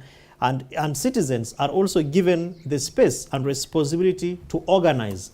And that is how the budget is normally done. You look at sector working groups, so that if there are citizens whose interest is agriculture, you expect that they will be organizing around that particular service delivery issue, agriculture. If there are people whose interest is water, you expect that they will organize around water. And that is why you see, for example, in some of the counties and even at the national government, certain departments or ministries or government agencies get a lot of money compared to others. It's purely based on not just the priority aspect of the context in terms of what we are dealing with as we speak, but largely in terms of the organizing and lobbying issues, the degree to negotiate and engage with other people. And that is why, for me, the 13th Parliament of the Republic of Kenya needs to help Kenyans to be able to move beyond looking at president as really the person who has all the resources. Of course, given the manner in which the budget is done and some of these decisions are made, and the ability of some leaders to buy others, which is quite dishonorable to the people who elected you, you see them running from one end to the other. And that's basically given the fact that they expect that resources are going to be, that the presidency still wields a lot of resources. So we are hoping that this parliament will be able to look at issues from an issue-based perspective without necessarily looking at your party loyalty and you know, so that as the president-elect said yesterday, you are the president of everyone. And so we expect that even the aspect of civic education, civic engagement, service delivery issues are going to be looked at from a Kenyan perspective and not from a regional political party-based perspective. And you know, people would have expected, I would have expected for us to have started with that conversation of, first of all, congratulating the president-elect and looking forward to what it is that is in store for him. But all the same, Parliament is as important. It's part of the arm of the arms of government. And therefore, as we speak of the executive, definitely the judiciary also proved itself to be, you know, that one capable arm of government, and therefore the National Assembly as well as the Senate equally very, very important. Gentlemen, allow us to take a short break and then we come back, expound this further as we delve into this conversation of Honorable William Samoei Ruto, who's the president-elect, after this break.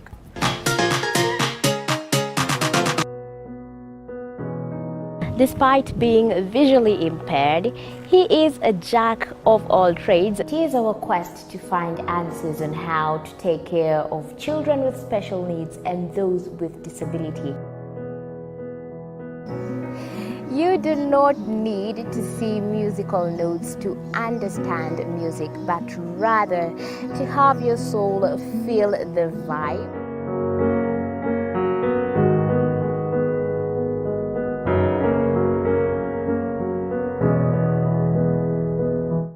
Actually, for us to make a wheelchair, we have to take measurements of the user. After doing my assessment, I get to know the parent, I get to know the heaviness she's carrying. Disability comes at different stages of life.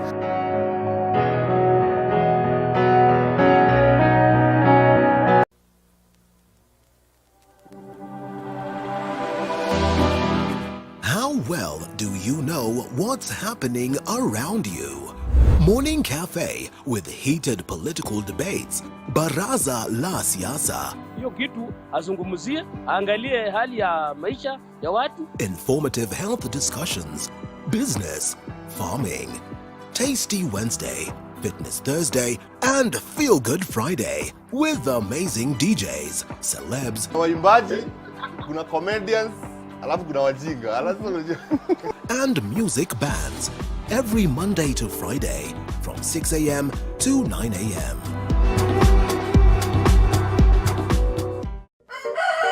For like 2 years. Despite being visually impaired, he is a jack of all trades. It is our quest to find answers on how to take care of children with special needs and those with disability. You do not need to see musical notes to understand music, but rather to have your soul feel the vibe. Despite being visually impaired, he is a jack of all trades. It is our quest.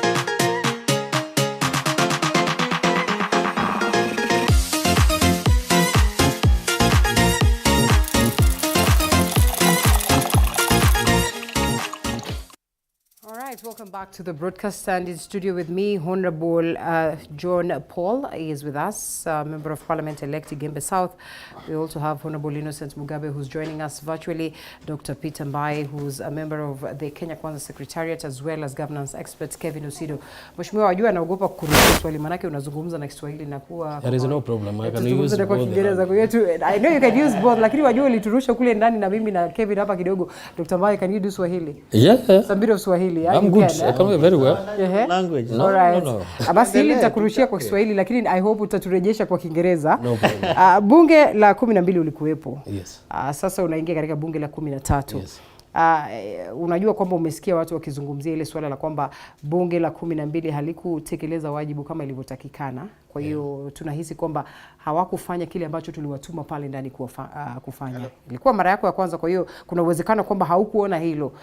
Unapokwenda kuelekea katika bunge la 13, unategemea nini? Yes. You know the problem now with the tour of the parliament. The tour of the parliament was captured by the state. Oh, yeah. You would not go contrary to the state. You would toe to the line. The way the government wants you to do, that is exactly what you are supposed to do. Failure to that, you face disciplinary action. You understand that there were many leaders who were demoted because of going contrary to the end of the state. Yeah. But currently we have a president-elect, a president who is a Democrat, a president who will give legislatures the freedom to do their job according to the constitution. Because something which hindered the tour of the parliament not doing much is what I have begun by explaining. So for this 13th parliament, I expect that we will perform better comparing to the tour of the parliament, because everyone has a freedom now to exercise his duty. Nobody who will open cases for you. But I understand, I remember like last time, there is these bills which I presented in the parliament. Help bill, Fortunately, the help bill passed in the parliament, but during the asset by the president, if you want to accept that bill, I understand that during my first, when I was introducing myself, there are those things which you asked me what I did last parliament, which make the people of Igembe South constituency to elect me back. There are those bills which I sponsored in the national parliament and some of the motions. Presentation, I normally understand the presentation of the people in a different way, whereby not every person can go and lobby for the project, but you as a representative of the people, you could go and lobby for the project for those people. So when a leader or a member of parliament goes out there and promises people that he will do roads or he will construct roads or connect them with electricity, that leader is not out of his jurisdictions or what he is supposed to be doing for them. Because when you are presenting those people, it means that there are some of the problems which those people themselves could not go and ask. But you as a representative of them, you can go and lobby for them. That's why I have said that there are some of the things which we have lobbied for the people, and which are already implemented on the ground. Secondly, not only the government, not only lobbying from the government, but even those other bodies, you can lobby for the people from there. There are the oversight side of the government or the parliament. I understand last time nobody who earned guts to oversight the government or to say there is something which has been done the wrong way, or maybe there are some funds which are spent the wrong way, because you would be maybe arrested or some cases would be imposed to you. But this, the 13th Parliament, I know we will have that independence of the legislatures to question the government, to oversight the government, even if that person is in that ruling party. Yeah. I think there's something very important attributed to Mheshimiwa Mugambe and Mheshimiwa here. Yes. Let's be very clear. Talking about moving forward from what we have seen for the last 2 terms, speaking about the National Assembly. Yeah. Now, so that Wajir can understand. Yes. There's the issue of lobbying. When you talk about lobbying, let's break it down a bit. Electricity, that's a fund in the ministry at the headquarters. There's the issue like, for example, mega dams. Right. That's not, the county government cannot get 500 million, 1 billion to do the dams. Talking about TVETs. Right. Every constituency was supposed to have TVETs. Talk about tarmac, okay? Lobbying through Kera, Kenha and all that. Of course, besides now the other things that the other money that every MP is given.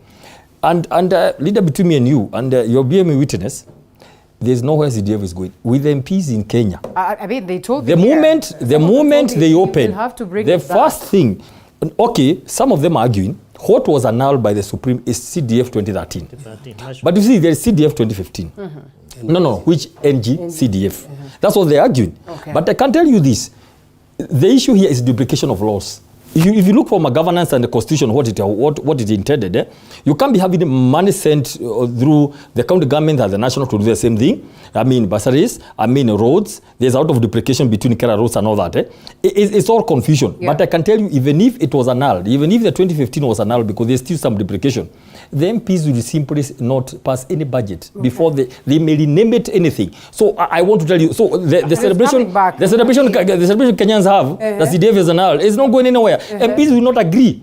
I mean, that is like... But just what does that mean? Because I have had a member of parliament elect here for the very first time he's getting into parliament. Yes. But he has categorically stated that, Linda, that is not going anywhere. Now, we need a lot of political goodwill. Let me put it here. Implementation of the Constitution 2010 needs a lot of political goodwill from the top to be able to work. Because definitely, for example, you are aware, there's so many functions meant to go to the devolved functions, which have never gone. As soon as the same issue with the money. Because many functions are being held at the headquarters. So it needs political goodwill to say, look here, are we talking about 14 functions? Where are they? Can they go to the counties? But the moment MPs want to have a presence, they want bursaries. And by the way, what they are doing, some of them, if you have one that's 7 million, you take up to 50 million to give bursaries so that it gets popular. Right. Because they're saying at least somebody was able to get money directly. However, This is what I think should happen. And the president-elect has been very clear that I will deal with all elected leaders. That means I wouldn't want to see a situation where you get more electricity in your constituency because you can lobby more. Okay. What about those members who are elected and they have no network? They don't know where the PS lives. They have never seen the CS. They are shaking. Immediately they come to the city. Right. They don't know even where these places are. And John Paul will tell you that perhaps that's where he began. That's where he began. So I would want to see this. Because we are talking about, you don't need to know someone. You don't need to know the minister coming from your region so you can get more electricity. Right. We want a situation whereby if there's money for electricity, for example, through REREC and Kenya Power, can these things be shared equally so that somebody from Lukuyani, somebody from Lamu, an MP, they can come and say there's this allocation. TVETs, for example, why is it a Linda? Some constituencies got TVETs, 100 million per. Some others didn't, because some were very close to the administration. They knew the way forward. When I was talking about capacity building, we don't want to leave back those who don't have, because they were elected. Right. Remember, they were elected. So you are elected, maybe you are a bit weak, you don't know a lot of lobbying, come. Can you take to your people this electricity? We must respect elected leaders. We must work with them in that way. And that's why I welcome what the Deputy President said, that we will go to work with all elected leaders in terms of especially sharing of resources. Now, that will be very important. Those are the kind of things we're talking about. Now, looking at priorities, Linda, let it be very clear. There's the issue of the boundaries. That is one thing coming up immediately after this, because it has to be done 2022, 2024. Now, there's the issue of constituencies that were supposed to be abolished because they didn't have the numbers. Those are the things that the National Assembly and the Senate should be thinking about. The issue of boundary, the issue of one man, one share, one vote. How are resources going to be shared? Those are the things that they need to be thinking. What is the next thing? What is it that we want? What are the key things that across the country? Forget about your specific constituency-specific needs. Yeah. Across, those are the things that people want to hear. How are they going to be done? 30 constituencies are supposed to be abolished. Right. Not unless we have a constitutional amendment talking about that. We need to talk about one man, one vote, one shilling. How are we talking about how many voters? 20,000 in a constituency. Other 300,000 like in Naivasha. Those are the things I think we should be talking about. Now focusing, going forward and all that. Otherwise, we expect, Linda, the next governments from MCA, the quality of leadership and the ability to handle things in another way. Yeah. That is what we're expecting this time around. Right. And I'll ask you, Honorable Innocent Mugabe, if you can hear me on this very question. And when we're talking about what it is that the president-elect said yesterday, he looks forward to working together with the opponents, but also looks forward to a vibrant opposition in the House. That one that he categorically states, I want them to keep us, to check on us and, to keep us on toes, to make sure that we deliver as government. Do you oversee or do you look forward to such a moment, unless, well, we have lots of defections like we have witnessed, some of them shifting gears, because, well, it's about allegiance. It's about how then you will sit well with, the president, so that some of these goodies then would come home. Yeah, thank you very much. Most of these things are easier said than done. Right. Daktari explains an ideal situation. We as a country, we have a big scarcity of resources. Balancing these resources across is a tall order. And that's why when people elect leaders, one of the aspects that a leader should have is ability to lobby, because we don't have enough. But on the other flip side, we have one of the best constitutions. We have structured government, especially at the county level. This one is spread across the country. If we really want to be fair in terms of distribution of government resources, then we need to empower the county governments. We need to channel more resources to the county governments. Yes. Because these county governments are spread all over. They reach the people, and that is the true spirit of devolution. If the president-elect will go by his word to increase the revenue allocation to the county governments, then we'll start to see a lot of balanced development across regardless of which political affiliation one is. Because if we Kakamega, we have a governor that is in ODM, or rather Azimio. If the revenue allocation is there, we as the people of Kakamega, we will get our share. But if this is not done, we'll continue with this same problem of imbalanced development. And the only way, to me, is that let us use this structure so that we have a balanced development in the country. All right, well, balanced development in the country, very, very important. Members of Parliament will tell you that CDF is the only money that we were handling. If you now take that away from us, what do you want us to do? So when then you get yourself asking, when you say this is the only money that we had, what exactly do they mean? Was it money for the people? Was it money for them? Was this the only loophole for them to perhaps, conduct corrupt activities? Just exactly what do they mean? And when we categorically state that they will find CDF back, it doesn't matter what. And we have seen the way they have twisted the Salaries and Remuneration Commission before, for them to get some allowances, for them to have some monies, brought into their coffers so that at least they can make adjustments and, car grants and all these conversations. Just where does it land us? Linda, it takes us back to two things. One, what takes people to Bunge? Because the salary of a parliamentarian is not even up to 600,000. At least 700 now? Or but after 30%? After, yes. 30% tax. Yeah. Yeah. Oh, then well, of course, it's the tax. Not anything beyond 600,000 shillings. Yeah. And there are almost very many Kenyans who earn more than that money. People who can go and campaign and get elected. But the question is, what is it that they really want to go and do in Bunge? What really takes people to Parliament? And initially, if you look at the foundational arrangements within Parliament, it is purely CDF that used to take people to Bunge. The fact that you have over 100 million per year in your constituency and you are the patron, who even selects a team, calling a chairman, secretary, treasurer, and you have the power to indicate who gets what, when, and how. And you see even that the 100 million is based on pure functions, education and security, where education is bursaries, because an MP therefore will determine who actually gets that money in terms of the bursaries. Number two is security, where you help basically construct police stations, fences, and some infrastructural issues. So if you look at CDF and how initially CDF was envisioned to be able to help constituencies and the people of Kenya, a lot of that money, and from audit management perspectives, goes back to parliamentarians, into their pockets. Very little of that money, Linda, goes into helping. Mheshimiwa is not in agreement. It is okay. Okay, well, we'll come to you, Mheshimiwa, to get to understand. Yeah. He will have his But he asks how. Why do you argue that way? I'm arguing that way because if you ask the total number of people who come from those constituencies, and this is, I'm talking about audits that have been done, and you walk into police stations and ask, for example, because the requirement of public procurement and service delivery engagements is that you put together a charter. And so we see many of these billboards that even indicate who is the engineer, who is the owner of this project. Go back and ask for the BQs.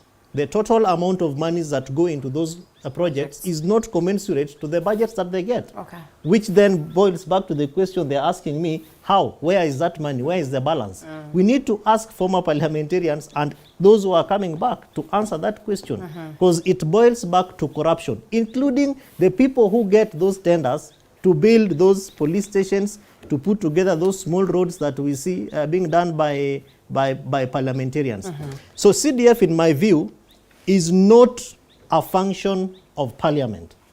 The constitution envisioned that a parliamentarian will be able to represent his or her people, exercise oversight over executive, and then make laws. So within exercising oversight is a place of implementation of projects, which is the bare minimum of executive, which is why for me there has to be a very clear, very well thought about conversation, Linda, between the executive and Parliament, so that when you do the budget needs to be commensurate to the total sum of people's expectations. When John Paul is running and Mheshimiwa Mugabe is running in Lukuyani, if we go by what the people of Lukuyani expect their MP to do against the county government, how much budget goes to the county government? And out of the 14 functions of Schedule 4 in the Constitution, what can the county government do?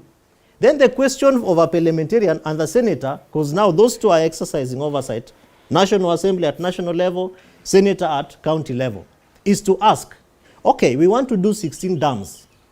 How much is the cost of a dam? Where do we want to do these dams? Do we have the requisite resources?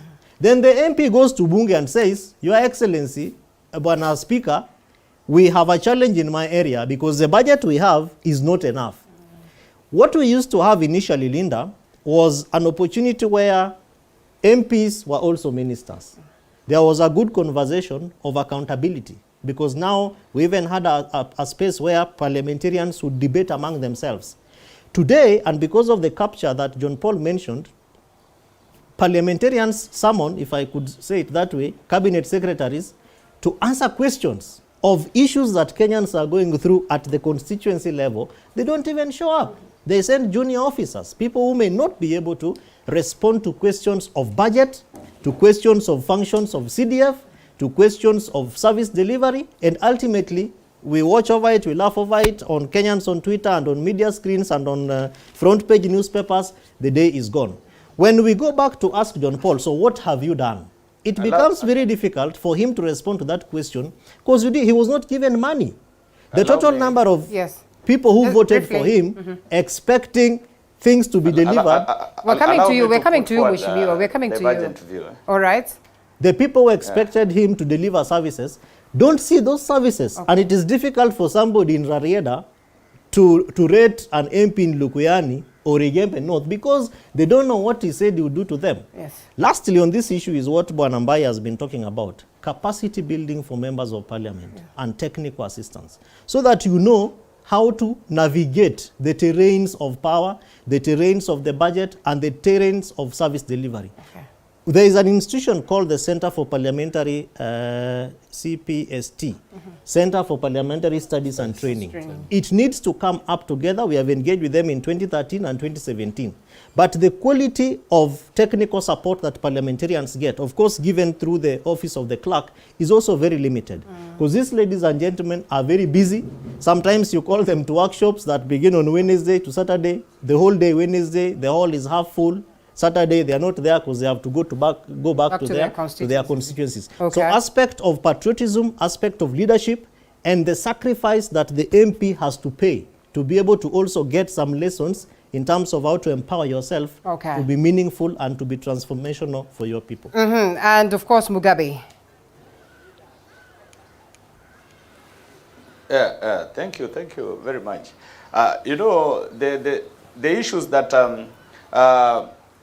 the panelists is putting forward, especially on the issue of CDF, I think the issue was on CDF 2013. The AG CDF 2015 addressed most of those issues. We now have a fund manager. Even at the constituency level, there's a fund manager who is the accounting officer. And this is just one of the structures that helps to have development at the very grassroots level. In some areas, the only interaction they have seen or the only development they have seen from government is through CDF.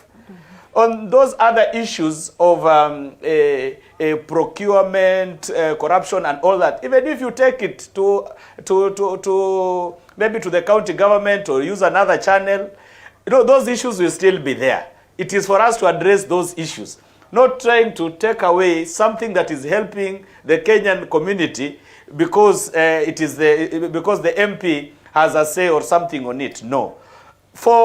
In most areas, CDF has really helped a lot. Look at all those BQs you're talking about. Go and see the buildings that have been done by CDF and compare it with what is being done by national government or county government. You'll find that there's a lot of effective or efficient utilization of resources at most CDF offices. So these issues of corruption and all, it is case by case. And in any case, because an MP is also a politician and they'd want to be re-elected, He will focus more or even on development. There are many schools today that have school buses, courtesy of CDF. If someone sits at the Ministry of Education in Nairobi, trust me, they'll not be able to do all that in all those schools in our country. So this is a very good structure that has really changed lives of people at the constituency level, and we should not even imagine getting it, doing away with it.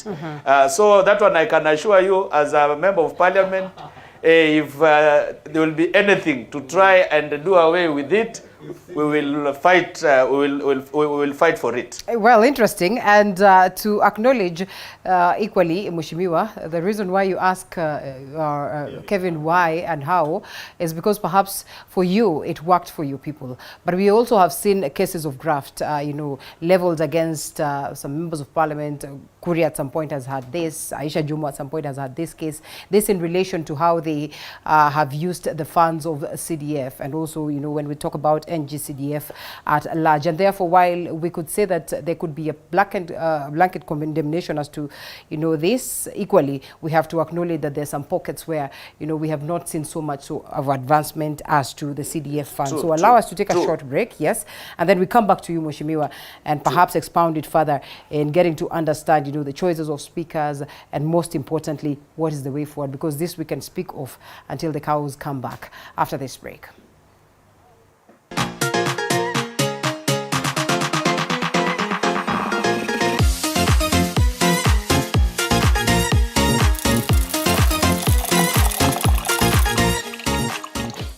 You are watching TV 47, the home of untold stories.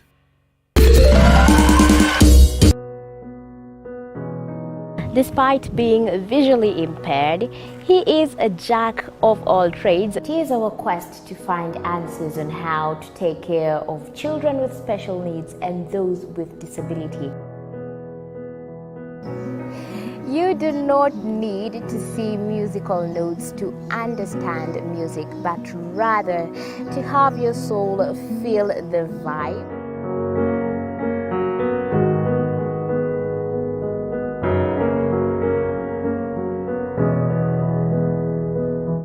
Actually, for us to make a wheelchair, we have to take measurements of the user. After doing my assessment, I get to know the parent, I get to know the heaviness she's carrying. Disability comes at different stages of life.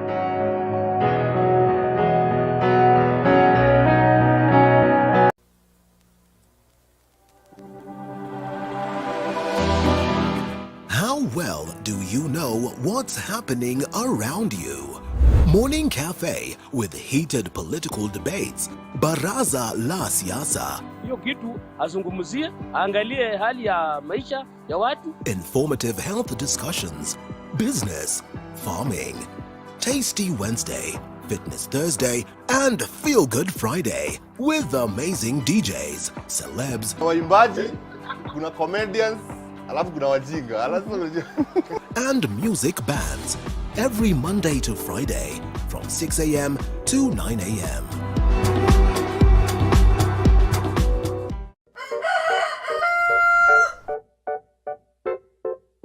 The next set of millionaires are farmers. As we know, agriculture has been and still is the backbone of our economy. As we traverse the different counties to meet different farmers, we ensure to get the story of how they started farming and even how they continue to penetrate the market and overcome the challenges. Hapa, the reason why nilieka goose na si ducks. Goose, they are very easy to maintain. A lot of farmers keep on calling, inquiring, whether you're being forced and somebody who is focused. Because when you have a speaker who is given directions and who is directed on what to do, maybe by the leading party or maybe the opposition party, you will tend to get a house which is not organized, a house which will not deliver to expectation of the people. Yeah. I think Linda, for speakers, once you pick that Bible and swear, you are elected by members. Right. Your first loyalty or allegiance should be to the members. You should be able to manage the house. However, and this is very realistic, going forward, what you're going to be seeing even in America and all that, you are elected, for example, by some formation to be able to push some agenda. Once you're in the house, you're supposed to serve all the members. But definitely, you'll be expected. Because you look at what is happening today. This formation is proposing this person. The other formation is proposing the other person, which is very in order. That's democracy. So that also, you can have your people tend to push your agenda. You can imagine a place whereby the president-elect, for example, who's going to the president, for example, on Tuesday, and then he has less members, and then he has a speaker who definitely has come from the other side of the divide. There's going to be problem pushing through the bills. However, having said that, and this is where maturity comes in, Linda. Having said that, once you are there, you should be able to make sure all members feel comfortable. Because not all members are coming from your party. Right. Yes, be seconded by a party, yes, but when you get there, be balanced. And that's what I think we need to be very careful about. And I want to ask, how do we attain this balance? Because even as we speak about the fact that perhaps the government will not try to coerce the activities or how the members of parliament then will be handling the businesses in the house. There's just that soft spot that will get you to, pay allegiance to your party leader. You've heard what Mheshimiwa started by saying, that just because he's been good to us, he's been coming to my people, he's worked with me, it was only fair that I stand with him. And therefore, we'd expect so much of this in as much as it's a 50-50 affair in parliament. I look at it this way, Linda. Governance is about talking. It's about dialogue. It's about negotiating. There's something you'll be told by your party leader as a speaker of, for example, with the majority members. But there's a way you bring it out.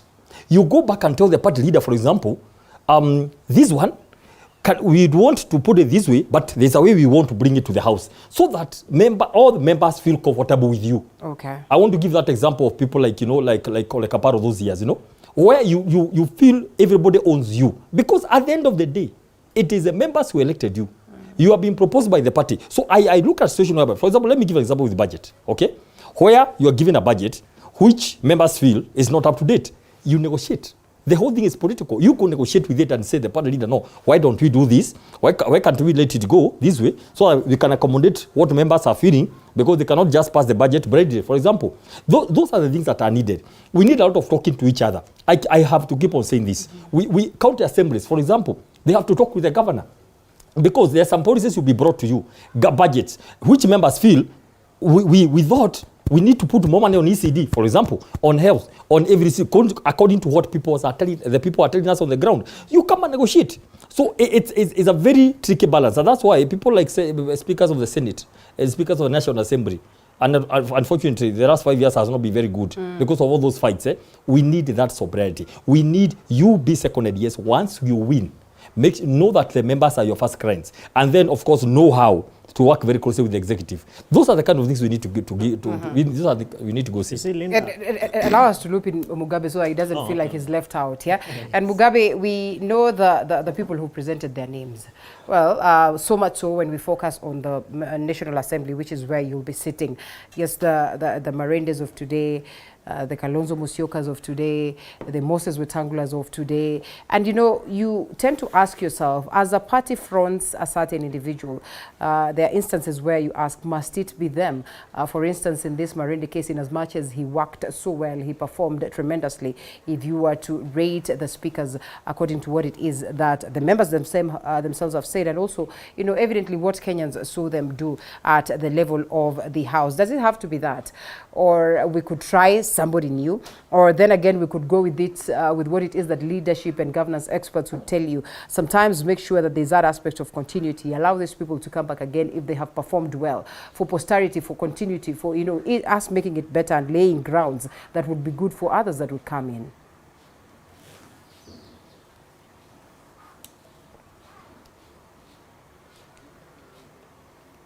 Honorable Mugabe, can you hear me? Okay. Thank you. That was for you. Did you get the question? On the issue of this. Oh yeah, I got the question right. Okay. I didn't know it was being directed to me. All right. Thank you. Yes. What we have in this general election, when you look at the national, the Parliament and the Senate, it's almost 50-50. when you look at the votes that His Excellency President-elect William Ruto got and what Raila Odinga got, almost 50-50. So when you look at all these scenarios, we technically have half of the country that supported one coalition and half that supported the other coalition. And we now need a person who will be able to look at the bigger picture of the country and not just pushing a particular agenda, maybe for the executive.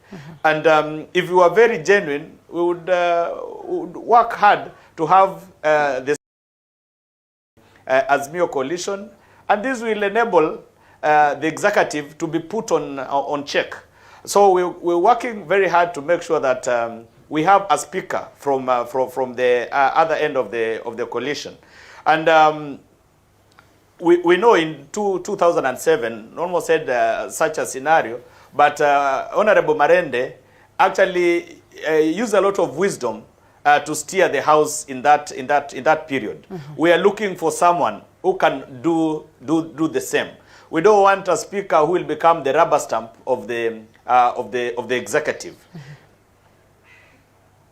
All right. Well, I think straight to the point, yes. And looking at the speakers and you know what it is that to expect, you had a submission to make. I agree with Mheshimiwa Mugabe, but just to add that yes? You see, the speaker doesn't work. The office of the speaker doesn't work in a vacuum, because if you look at the structures that form what is called that house, including the speaker's panel, which also brings in other elected members. You have a deputy speaker. Then you have, beyond that, you have office of the majority leader. Then you have, within government side, you have the House Business Committee, which really sets the agenda and the tone and the pace of discussions in the House, including the who speaks, what they say, who moves the motion and all that. On the other side of the House, the left side, you have the majority.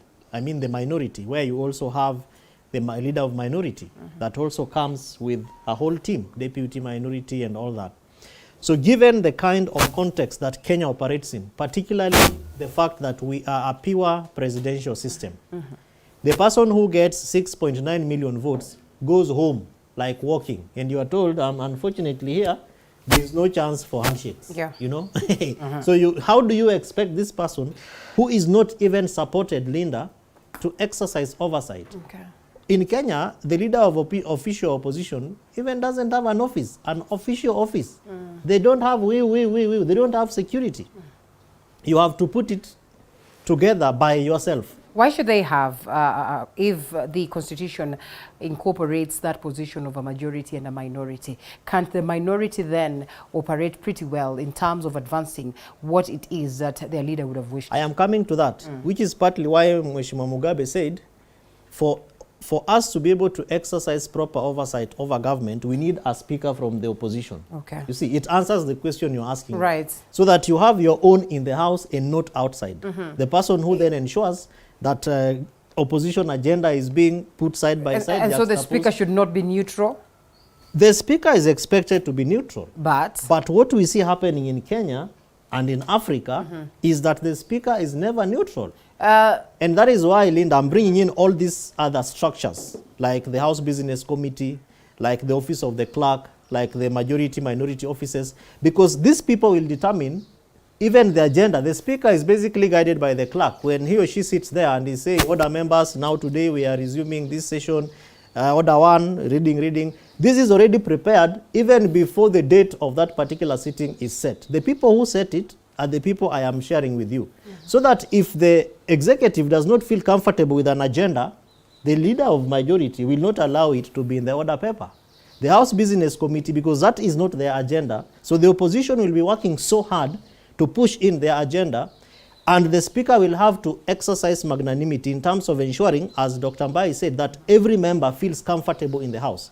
But what we have seen happening in Kenya is the fact that the executive or the presidency, given the numbers, want to be much more powerful. They want to overshadow the opposition, and a lot of times, which is partly why we see even members moving from opposition parties with a rush to join government because of so many fears. You have a bill you want to put to the House, you know very well that the speaker is a government speaker. You will not have the chance. You know very well that the majority leader is so much of a friend of the president that a lot of times you will not even have a chance to speak in the House.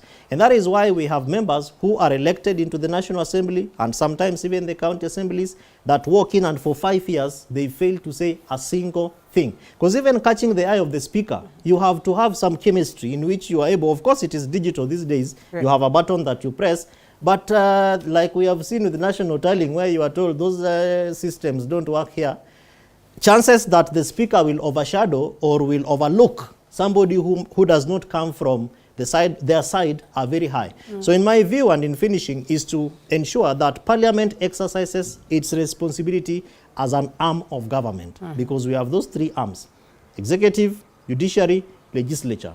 How then do we expect that Parliament, through the office of the Speaker, will be able to exercise its oversight over executive and also ensure that budget management and fiduciary mechanisms in financial allocation and appropriation are also done? Because all those are functions of the Speaker. There are discussions that will not take place unless the Speaker is there or the Deputy Speaker. And so beyond looking at that individual, I think we need to look at the totality of that particular office and the agenda of the government of the day. Leader, where I sit, you cannot fault government or the majority members for having a speaker of their choice. You cannot fault. Right. Now, that doesn't mean that as minority, you cannot organize yourselves. You have, like you said, there's minority office. There are members of the minority who are supposed to sit in the public service, public service, the Parliamentary Public Service Commission, just like the County Assembly Service Board, right? The law is very clear. You can be able to sit and ensure the speaker is not rogue. The speaker does not come, like you're saying, is not able to pick your eye and get so much sycophant towards the party that, for example, supported him. So what we are saying, let the members of the minority party organize themselves. Let them offer very good. They are going to be in committees. They are going to be in House Business Committees. They are going to be in Budget Committee. Can they let them work their agenda? The issue, if we were, like when the President Kibaki was official the opposition, he had a shadow cabinet, for example, to check the government. So what I'm saying, you can't fault. I mean, that's why today you can hear, I mean, every coalition is fielding their candidates. It's in order. However, once you get the seat as a speaker, you now get to know that I need all these people. These are people that make them, that is the word. Let everybody be comfortable. Let them not see you as a person who was imposed on them by this big party and you are running amok. However, through the institutions of the majority, what I call the leadership in the House, I mean majority whip and all that, people are able to come, sit together, distribute the seats to all the committees in a nice way. It is possible to work with the minority oversighting the majority in the House. That is what we are talking about, and that's what the President said. He said, look, I don't want to kill opposition. Now, that is important. And by the way, let's make a distinction. Yes. Between working with all elected leaders and getting everybody else to come and be on your side. What we are saying, if there's an issue to talk about empowerment, hustler fund, for example, loading up NHIF in the whole country, we want everybody in Hola, we want everybody in Turukana, everybody, despite the party that you are in. If you are elected leader, you come, let's agree how you're going to roll out NHIF. However, in the issues of opposition, we need that opposition. Let people come with ideas. Don't come and say, no, we are not going to agree on this way. I think that's what we are saying here. We need some robustness. We don't expect, and I want to assure you, Bana, you know, civil society, they are keen on looking how things are going to go. All right. I want to assure you, we are not going to swallow opposition. Come in to work, asking people to come, we work together. It's not tantamount to killing opposition. Let them do you, and then let them not be scared. Let them go. I mean, if they are defeated for the seat of speaker, we are not going to run away with this country. We are going to be here. So let them work. The same case with the county assemblies, by the way. All of them are sitting on Thursday. Right. It is the last day. The same case with the county assemblies, by the way. Yes. Because 14 days after the inauguration of the governors. So we are going to have all these things happening. Speakers are going to be elected across, and then work is going to continue. There's not this fear that we are going to muzzle everybody, kill all the opposition. go on. No, we cannot be. And you know, I like the fact that you say we. I hope with the same tone, yes, you will acknowledge the flaws that will come up with your government. If at no, no, we are very cognizant of that. We know it's not going to be easy. Okay. But you see, we are also not scared. I mean, if when I say we, I'm taking the assumption that it's referring to civil society. Okay. And we are therefore not scared because we have institutions that I'm sure that the president-elect has also very many times said that we will strengthen institutions and allow them to work. So in the same nature, we expect that media will not be profiled. We expect that organizations will be given their space. We expect that women groups, youth groups, groups of persons with disabilities will do their things without necessarily looking at, what did their manifesto say and what are they doing? That every Kenyan will feel comfortable, as Mr. Ruto said yesterday, and that the presidency of William will be a presidency of everyone. So there is no scare. I don't think we are scared. We are just interested in watching over government and ensuring that Kenyans feel comfortable, safe and secure, and that services are delivered. And I'll give the gentleman about 2 minutes for everyone to speak about devolution and the governors, and then we now cross over to President-elect Honorable William Samoei Ruto, and we look at the events of yesterday, we look at institutions, the judiciary, as well as the IEBC. Mheshimiwa, your boss then at the county is Kawira Mwangaza, right? Your expectations, now that we speak about Simba Arati, you know, getting on the ground and systems running and activities, one that governance experts would argue is probably not the best approach. I think first of all, I would like to congratulate the people of Meru County for electing the first woman representative, the first governor who is a woman. I remember many people thought that Meru could not be led by a woman, but Kawira Mwangaza, when she was a women rep, she outshined other leaders, and that's why she was elected. I'm told she really worked. Yeah, and even now she already started hitting the ground running. For the current government, I remember His Excellency the President, the President-elect, he had argued many things which were supposed to be implemented for the county, for the well governance of the county government. I remember that we had also the BBI, which wanted to amend some laws so that we can increase some funding for the county government. But in this government we have now, the president insisted on, we are going to increase the funding for the county government so that the county government can function well. So I expect all the 47 counties in this republic, they will be functioning well because the resources which will be emanating from the national government will be well distributed, regardless of political parties.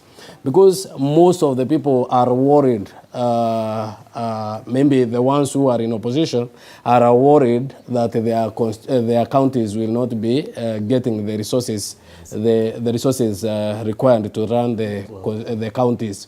Yeah. But I expect for this government, all resources will be channeled to the county government. So it is a mandate of the county government now to make use of this government and to utilize the funds well without blaming the government. I remember there is this pending bills, the 500 billion, which are pending.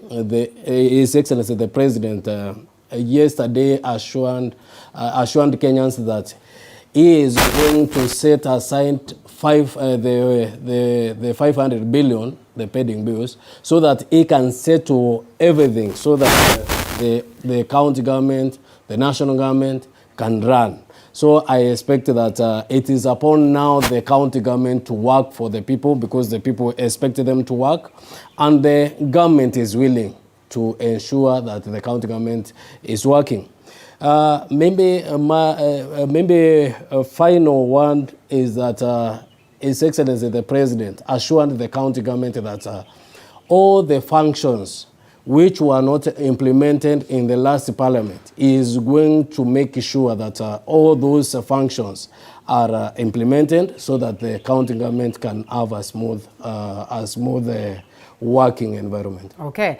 Well, Honorable Mugabe, what to expect from your governor and the governors at large, because devolution is very, very important. They are the drivers of these mini governments that we have in the country. Okay, thank you. Thank you very much. First of all, I would really want to congratulate my governor, His Excellency Fernandez Baraza, who also comes from my party and is a friend. And I know that he's a very sober leader that will steer Kakamega to greater heights. I would say devolution was an ingenious idea that will help Kenya very much if we do it, we run around it properly. For governors, generally, especially the new ones who are getting into office, my advice would be go in, learn, understand why things happen the way they do, look at the structures, see where you can change, and not go to offices and immediately start to harass your employees for simple popularity. No. Like what we saw in Kisii, to me, it is very wrong. These are human beings. They have their families. And you go and parade them in such a way, it is not right. There are better ways to handle such issues. And one big advice I'll give to all governors is that really work on the management of your cash flow. As much as money is coming in, I know we're maturing into the system. Manage your cash flow so that even the people in your areas would want to do business with government. I know there are scenarios sometimes even when county governments advertise for tenders, nobody applies because one, they say there will be delay in payment and all that. And it makes it very difficult even to run and manage the counties. It sometimes make it very pricey to do business with the county, and the loser is the common mwananchi. So cash flow management is very critical. Also look at issues of your wage bills. Don't get excited and start employing people without understanding the impact that you'll eventually have in your budget.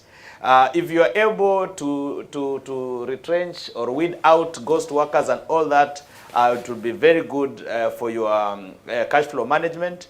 And again, also look at ways you can improve your revenue generation, on-source revenue, because it will also help you a lot in managing your county affairs.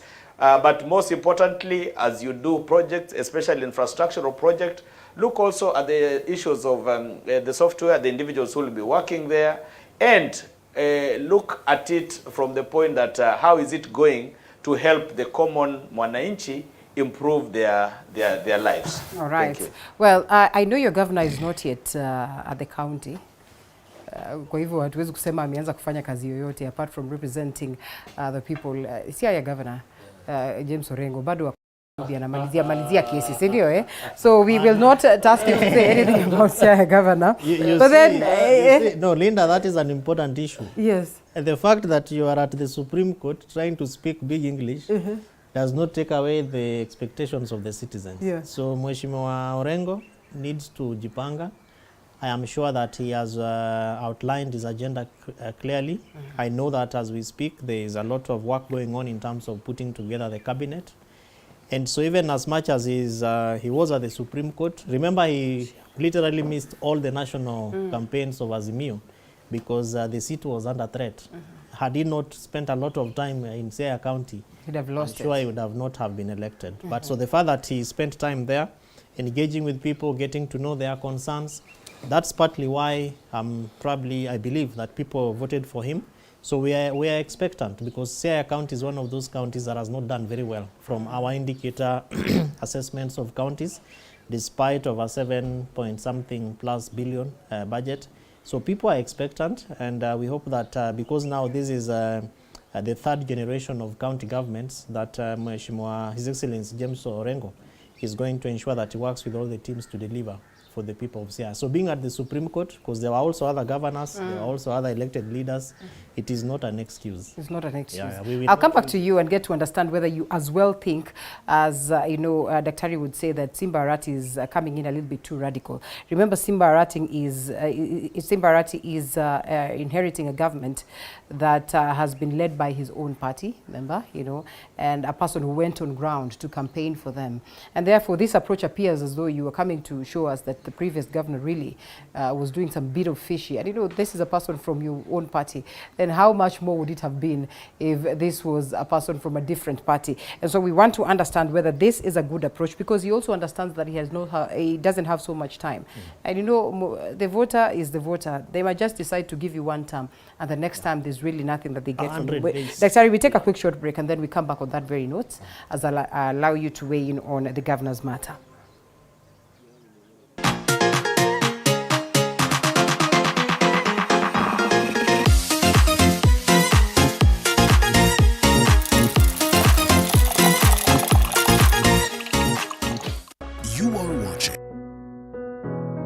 Despite being visually impaired, he is a jack of all trades. It is our quest to find answers on how to take care of children with special needs and those with disability.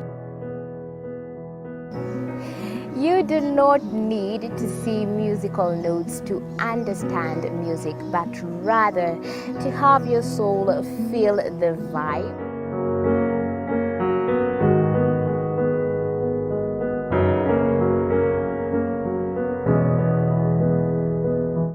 Actually, for us to make a wheelchair, we have to take measurements of the user. After doing my assessment, I get to know the parent, I get to know the heaviness she's carrying.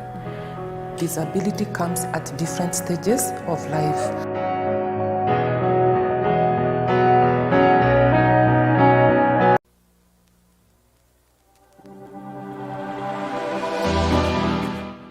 Well, do you know what's happening around you?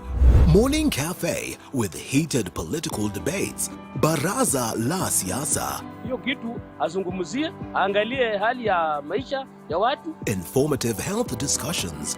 Business, farming.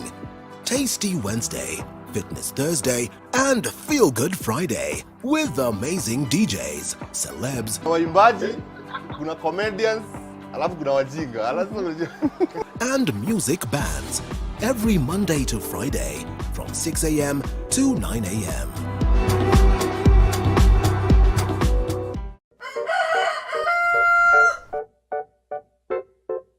The next set of millionaires are farmers. As we know, agriculture has been and still is the backbone of our economy.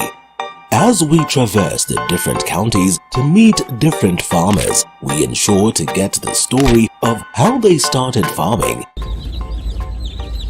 and even how they continue to penetrate the market and overcome the challenges. Audits, even including of citizens' perceptions around performance of counties. And a lot of times, people are scared to take that bold step. And so the kind of things we see happening in Kisii County, if we were to do that in at least half of the 47 counties, what kind of images will we see? Because Linda, in all these counties, you walk into them and there is a pack lot of vehicles, a pack lot of equipments, printers, computers that have not worked for the last 8 years. The question is why? Is it that people don't see them? Is it that nobody is concerned? And so I remember that leadership and governance go hand in hand. So it also depends on the character of the leader. What kind of approach do you want to have? Some leaders have chosen to do boardroom conversations, like Nairobi County. Mheshimiwa Sakaja has chosen to sit with different line managers, leaders, chief officers, the cabinet to give sector reports and all that. He has chosen to go with MCAs to Mombasa, maybe in preparations for the election of the speaker. Simba Arati has chosen to be radical and walk into Kisii Stadium and look at, ghost workers and what that means to the county. Because if you have, for example, 800 plus drivers, a basic salary of a driver at the county level, for example, let me say is about 32,000 shillings. If you put all the allowances, house allowance, travel allowance and all that. Put that by 800 people. How much money is the county government losing? So sometimes if you don't do the radical measures, and it depends on how he will end in terms of the next 100 days, will he continue to be that radical? Some counties have chosen to, look at concentration in the CIDP against their blueprints. So the variations differ. Simbarati's case has been brought up and it is in the limelight. We don't know what is happening in Mombasa, where the governor, who is a Muslim, for example, has chosen to walk into a church and prayed with Christians, the Catholics, and assured them that as faith religious leaders, you will have a special space in my government. So all these 47 governors have their own mechanisms of leadership. They have their own characteristics and the kind of pathways that they want to follow. And if that is what excites the citizens, then why not? If that is what makes you achieve the essence of why you are a governor of a county, why not? Remember, the County Governments Act calls them the chief executive officers. So at the end of the day, we'll also be asking them, upon the swearing in of MCAs, as a CEO, what kind of conversations do you want to have with all the stakeholders? And as you weigh in on that, Dr. one unfortunate truth and reality is that there are also who are lords within the counties. I remember when we were talking about Simbarati, someone just randomly said, we atanyamazishwa na pesa tu. I remember when Kidero was exiting the stage and leaving it to Mike Sonko, he laughed sarcastically and said, it's not as easy as you think, handling the county. Should someone just tap him on the back and remind him that, unless you stay radical to the core, you will be silenced somehow? I'll say this. And why devolution is important, Linda, is that everywhere, even where we are seated, is in a county. Every part of this country is structured into a county. Yeah. That's why it's very important. I'll say two things. A governor needs somebody with a balance of management and a bit of politics. If you go extreme into populism, you will not last. We have examples between Nairobi and Kiambu. I mean, I don't go to the details. Now, if you become so much up there, you're not able to get in touch with the people. Those are some of the governors who lost the first time and the second, because they were so much removed. Very good in the boardroom, but interpersonal skills are zero. We have to have the balance. Now, having said that, I'll say this. We have 8 governors who made a comeback, right? I'll tell them, okay, come back, concentrate on your legacy, whatever you didn't finish, please, you learned your lessons, right? Number 2, there are 11 who are on their second term. I'll tell them this, concentrate on cementing your legacy because you have to get out after the second term. But for the new 28, they were 26, now 28, including Kakamega and Mombasa. I'll tell them this, please, just be calm. Be calm, just know there are others before you. Yeah. And the biggest thing that you are going to anchor your legacy on is your staff. These people, if you hold them well, they are the first campaigners for you the next time. Please, please, please. There's one governor I know. I knew he lost it the first day he got into office 2017. Oh. He just came and said he is sensing that all the staff are cartels. And that was it. You cannot recover. I'll tell you today, human resource is the biggest resource in any county or any government. So I knew he's going to lose on that time. Now, secondly, just make sure they are promoted and trained. They cannot protest because these are your staff. But remember, these people are permanent and pensionable. If you're not careful, if you've elected to fight them, you'll go and you are going to leave them there. Yeah. So, but I'll say this. Number 1, for devolution now. Yes, on the 28th, please, I would urge the drafters of the Constitution of which I took part in promoting. The drafters meant the president and the governor are executive positions. They are meant to go for 2 terms because so that you can be able to develop something, plan it, conceptualize and build it. So I will ask the 28, kindly aim at 55 to 60% performance so you are re-elected. Any government, all the county governments that are doing 1 term, I can tell you they are losing. Okay. If you compare with the ones that are doing 2 terms, you cannot catch up. I think that should cut across. That I would say this. Parliament today, allow them 5 hours to get the gist and then 5... okay, now, if you don't make it, I mean, that's why you are removed. Yes. But can you try to get somewhere so that people can know that these are executive positions? MP, MCA, you can live on all that. It's good, of course, because you want to develop career. Yes. I mean, why did you choose to vie if you're just vying for 1 term? Then why did you choose another career? I mean, you want to grow and all that. So that's what for government. But now, challenges. 1, we are saying we want full devolution of all the functions, number 1. Number 2, these functions should be followed by money. But most importantly, the money should go down where it's supposed to go. And that's why I like what the president-elect have committed, that I will make sure all functions are devolved and the money for all the functions. Today, I'll tell you this, some counties, including my county of Nakuru, for the last, I think May, June, July, no single cent from the treasury. I mean, that's why there are these things you call paid in bills. There's no paid in for the sake of paid in bills because the money is not coming. But the biggest challenge that the counties are going to make it, they are going to be measured on one thing, value addition. Value addition. We cannot keep on talking about people from where they are. Value addition, look at what Makiweni has done. Issues of mango processing. Let's talk about that is how you're going to get our people from poverty. And own source revenue. We must now begin very deliberately. You see, when you have cottage industries, when you have value addition means, of course, a lot of industries at the counties. They are going to have own source revenue. You will not sit waiting for money from Nairobi. You're also going to, today, many county governments, they do a budget, factoring in their own source, which is never met. That is very dangerous. This over-reliance with the national government is also very not sweet. And finally, systems and structures. I will repeat this. One of the biggest problems in Africa is that leaders do not want to put systems and structures in the running of government, so that also they can take advantage of the lack of systems and structures. I want to urge, if you want to be successful, put a system such that even you'll be accountable. Even you'll be subject to the systems. Sometimes you think that putting systems will hold your hands, or rather will cripple you. At the end of the day, it is better because sitting where you are, you said this is how it's going to go. Procurement is going to go this way. All the projects are going to be done by March so that payment is done the last quarter. Systems and structures, and I want to urge the governors, please put the CCs, which are being advertised right now, okay? Please pick politicians for CCs. And CEOs, yes, as professionals. I'm saying this because I've served in the county executive. I've served in the county assembly. I know what we are saying. The people who come before us as ministers have no knowledge on the political atmosphere of the counties. They are supposed to be so they can help the governor politically.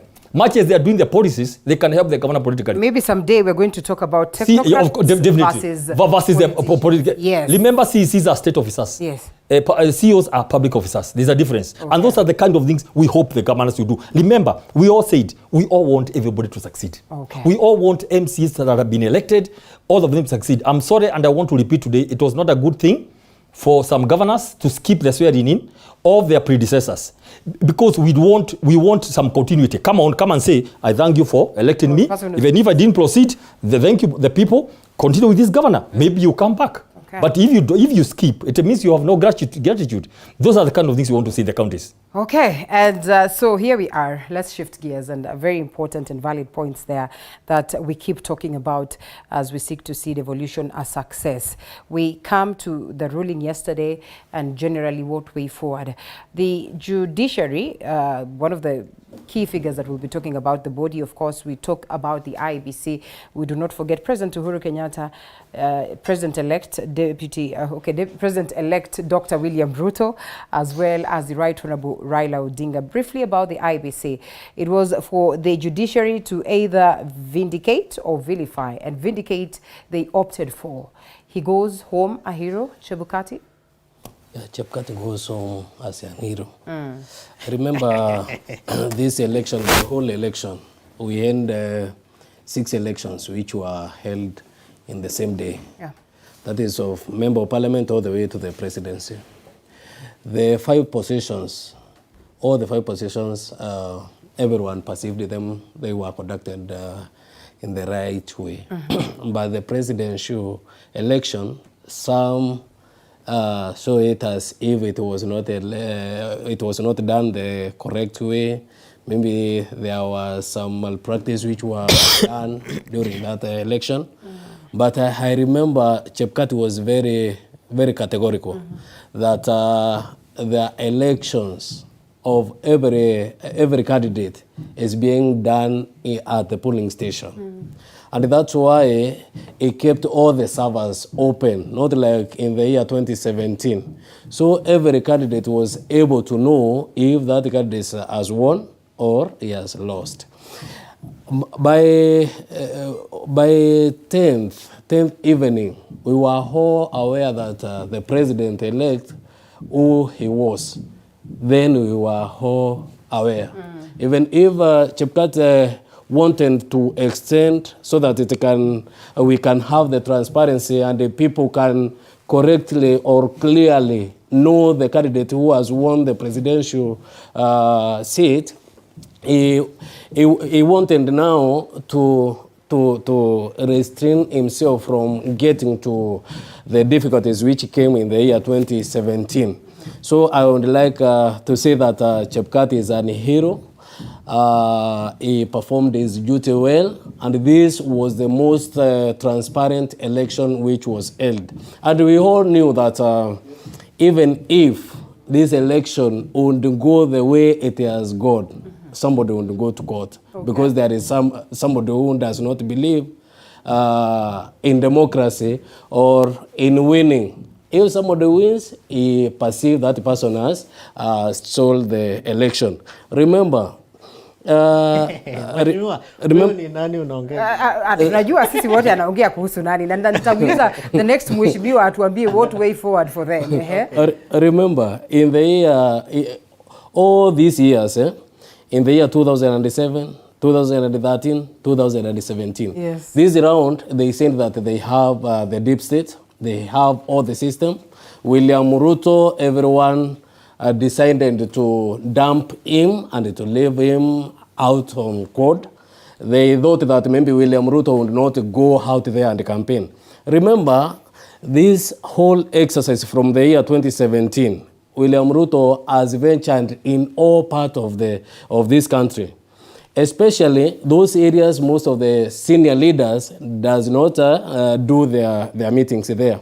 So this election, I think the Kenyans decided to have a president of their choice, chicken seller, who is now a president, and everyone in this country now has the confidence that he can become a president. Secondly, I would like to congratulate the judiciary, because the judiciary did the right way. Remember, yesterday when the deputy president of the Supreme Court was talking, he said that most of the people were calling them.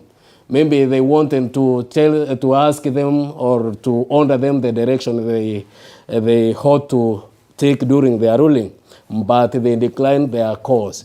So every Kenyan now know that we have a transparent judiciary, the judiciary which is up to their commandate and which can handle any legal or any judicial matters when taken to them and on the right way. So I would like to congratulate His Excellency the President-elect William Ruto and his deputy Rigathi Gachagua for being elected, and Kenyans are expecting more from them as we were just telling people during our campaigns. Yes, and true. I know this government is going to deliver. His Excellency President William Samoei Ruto, we have known him for many years, what he is capable of doing.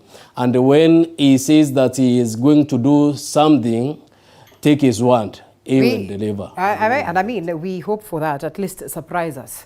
If not doing it, because if you ask a majority of people, the bad painting that has been there gets us people wondering whether indeed there's anything to celebrate. I know one time, in the next maybe 1 year to 2 years, Kenyans will now be firm that the leader, the president they have, is the correct president whom they wanted, because we want to do more than what President Mwai Kibaki did in his last 2 terms. All right. Okay.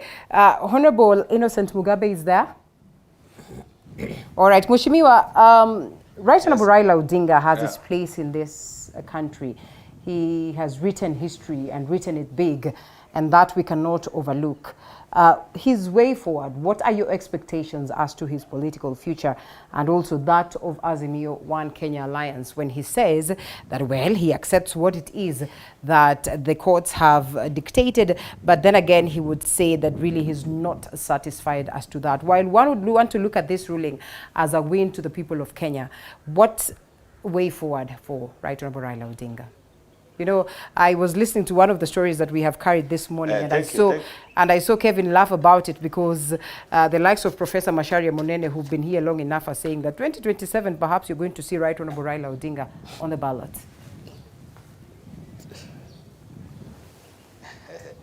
Thank you very much. One thing I would say is that what Honorable Raila Odinga has done has actually put Kenya up there in the democracy map. I think we've earned a lot of respect globally because of his actions.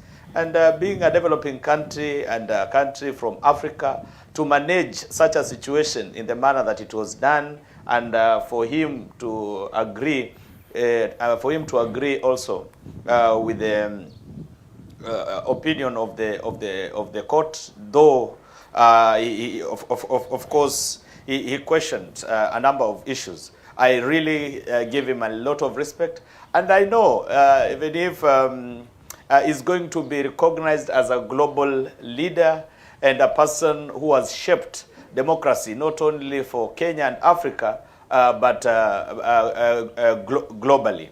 I know we're going to have discussions to chart the way forward as a coalition, and also see maybe where we didn't get it right. But one thing that maybe from a very personal perspective is that as much as we agree with the court ruling, there's a lot of suspicion on the manner in which Chebukati behaved in all this process. A good pointer is that Kenyans are not stupid. We also issues of Sakaja and his papers in Nairobi. It was very, very clear, but they went ahead to give him a certificate to vie. Very questionable of the character of Chebukati. Then number two, this issue of Kakamega and Mombasa. I cannot be convinced that it was not by design. This was by design. I know the court ruled it out, but there are a lot of questions lingering on that. I know Chebukati has been there. He has done 2 elections. Of course, he's an expert, and he would know how to cover his ground, maybe beat us on that. I truly appreciate. But going forward, we need to relook and model our election to even become better in future, because we've made elections to be very expensive in this country, and there are issues of lack of trust, especially at the polling station level. I want us to focus, as we go into the 13th Parliament, to look at issues, especially this issue of agents. Yeah, because we have IEBC, they are paid all the money to do all that work, but you find someone, because as a politician cannot hire agents across, very expensive. We're going to push to have the political parties or candidates to nominate their agents, and those agents to be paid by IEBC. Well, interesting. I think this is very interesting. Okay. I thank Mheshimiwa, first of all, for what he's saying. But, you know, let's not go back to so much to what has been already gone put through under the bridge, okay, and Sakaja and others. They were not even Sakaja, I think 120 something. Everybody said IEBC, but Chebukati says, look, this is the law. The law says, until you prove up a matter, everybody has a right to go back and pursue the issue of Sakaja. I mean, we want to move forward. The issue, the same case with this issue of Mombasa Kakamega, it was in the court. Remember, we all said, let's wait. We all said we are going to respect the verdict, right? So for me on IEBC, I want to say this. If one man can stand firm and say, despite, and I keep on saying this, Linda, the moment you pick your Bible, you no longer belong to your ethnic community or your political formation. You become a commissioner. The lives of 50 million people depend on you. Chebukati has demonstrated it's possible. We don't have to import commissioners from Somalia or UK to come and do our own elections. We can depend with our own homegrown. On the other breath, we said last week, we want to see who is right between Chebukati and his 2 commissioners and the 4. Now that the Supreme Court has said, has faulted and dismissed the issues about the 4 commissioners, they should very quickly, because they have demonstrated they are not able to be dependent, they should hand over the resignation letters. We cannot have members of the commission independent, yet you are being controlled remotely by your ethnic people or political formations. So they should hand over their resignations. That's number one. But number two, judiciary. We want to thank the judiciary. Linda, we are getting very well as a country. And we said we don't have to have Supreme Court judges from Manhattan, right? Or from Netherlands to come and sit. Can we develop our own resource? Look, they said, fine, bring it to me, come on. And this is a summary. And I like that. Actually, there's a media advisory with only 2 pages. 2 pages. On this one, we dismiss. On this one, ABCD. Let alone what Mother Kome read. Now, judicially, you have demonstrated to us we are now independent. This is what we fought for. Self-independence. Self-independence. You are able to do your own things in the right way. I want to thank the judiciary very quickly and fast.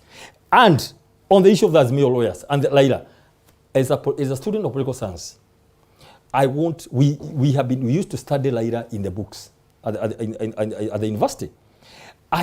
We want to respect Laila. He has done his bit. He has fought. Right now, actually, I'm leading Not Yet Uhuru by the father, because I wanted to understand from that early the thinking of Odingaism, right? And I'll be able to understand, we all respect Raila as an elder statesman. But it's not fair to go to court, send your lawyers. Now, so I was looking at, when you saw the hugs, after the presentation on Friday, the hugs, and then I was like, who is not misadvising who? Okay. You cannot you can't do that. I know affidavit is a very serious document from where I sit. You swear and sign. And by the way, in front of a commission of oath. Now, nothing that happens. How can you go and swear falsehoods and present to the highest court in the land? And it pushes them to lead a riot. That is not nice. You cannot really go to the Supreme Court. Remember the amount of time taken, the resources to organize that, Linda. And then you go do an outlay and you say, as a lawyer, this is the true. When you know it is not true, where does that leave us? Now, I want to fault lawyers. They need to be serious. It's good. You are being hired. You need the money. But please, can you not mislead your clients? Look at how Mother Karua and Laila were happy on Friday. But it was all, those were lies. We don't want to go that direction. And I'm happy what, look at what Firemona Moiro said. Yes. The DCJ actually said, and look at this, immediately after the ruling, the lawyer for the LSK, thanked all the lawyers, across the divide, yes. For both, everybody was, I think they were about 45, right? Yeah. But Moiru said, excuse me, thank you for thanking the lawyers. But some of you are calling us. What is that? What is that? What's the problem with our professions? What were lawyers trying to call the Supreme Court judges? The Kenyans, we are waiting for the Supreme Court judge to go and make a judgment. But here we have lawyers who should know better. Perhaps people who are just to find out whether your colleague is doing fine. That was quite an intense Linda, you cannot. Actually, and I thank you. Legally, they are not allowed to. You cannot. If us Kenyans are waiting for the end of the process, who are you? The same thing they were doing to Chebukati. Okay. Look at that. Why do you go to push Chebukati? Why can't you allow independence of institutions? Linda, yes. They have to have some manners. And we need to tell lawyers and professionals. By the way, I would want to request you, also extend your capacity building and training and oversight to also professions, not just government.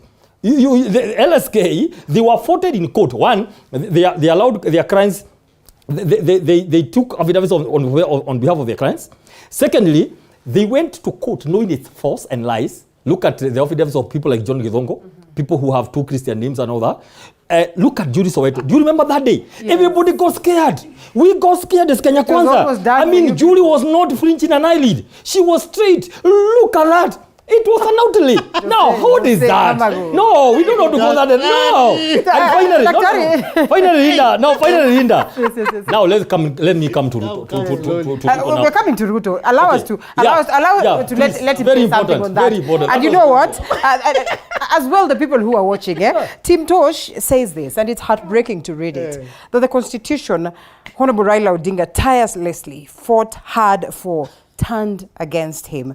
The same institutions Raila fought hard to build and make them independent turned against him. That's democracy. Moses never reached Canaan. It is unfortunate he leaves the political scene empty-handed. I don't know whether he leaves the political scene just yet. And then he goes ahead to ask, did Uhuru fool Raila?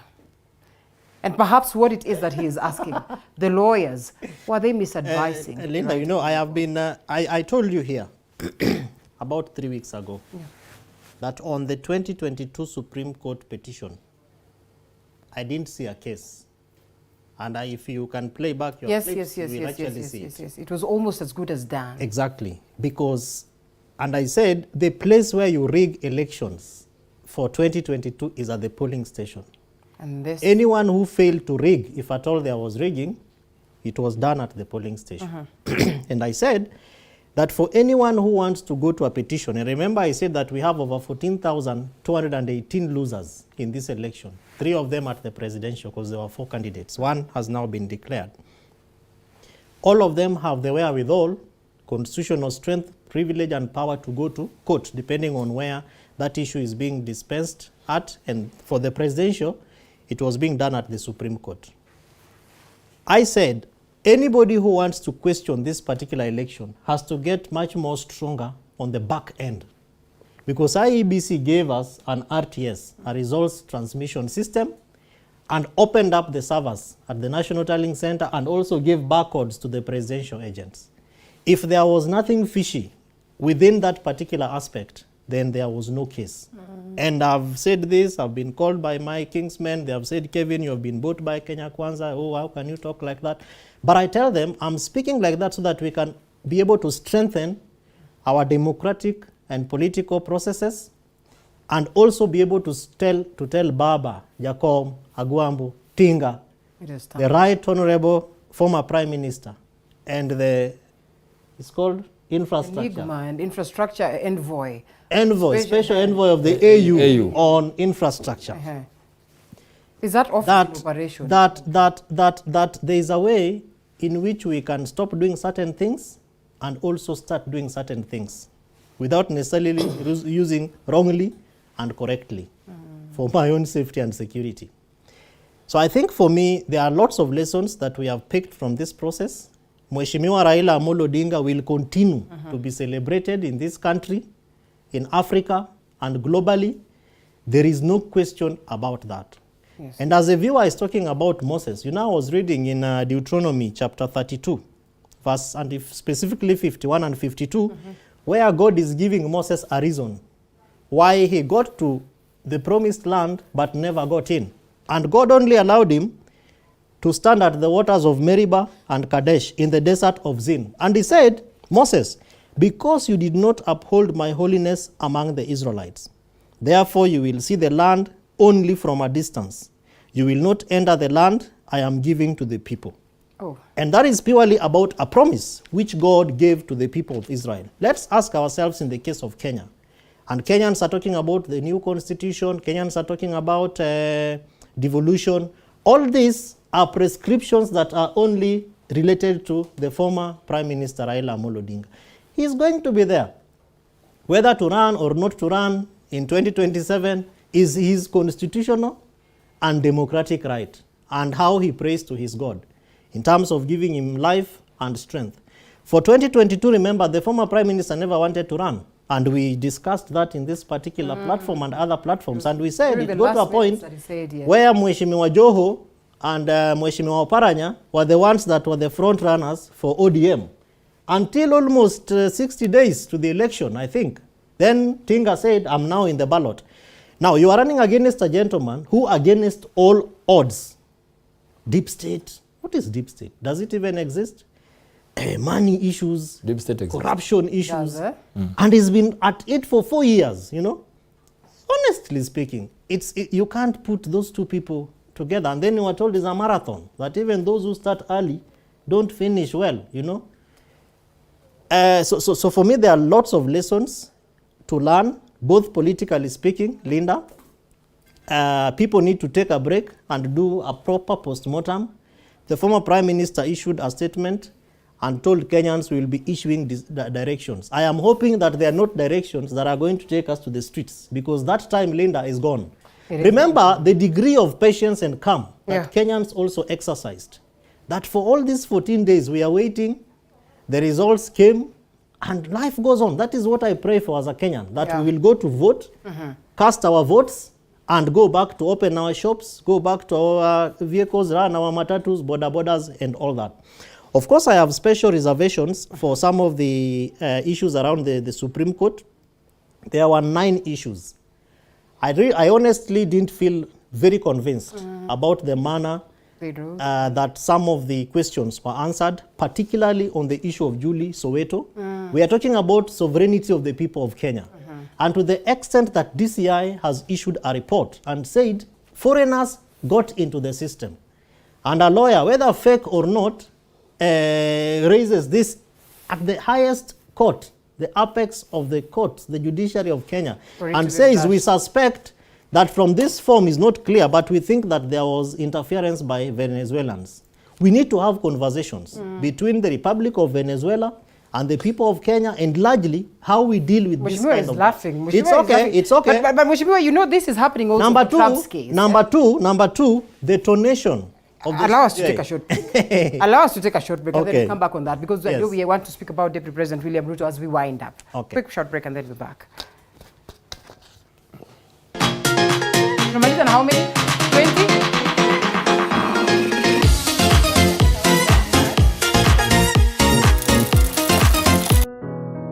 Despite being visually impaired, he is a jack of all trades. It is our quest to find answers on how to take care of children with special needs and those with disability. You do not need to see musical notes to understand music, but rather to have your soul feel the vibe.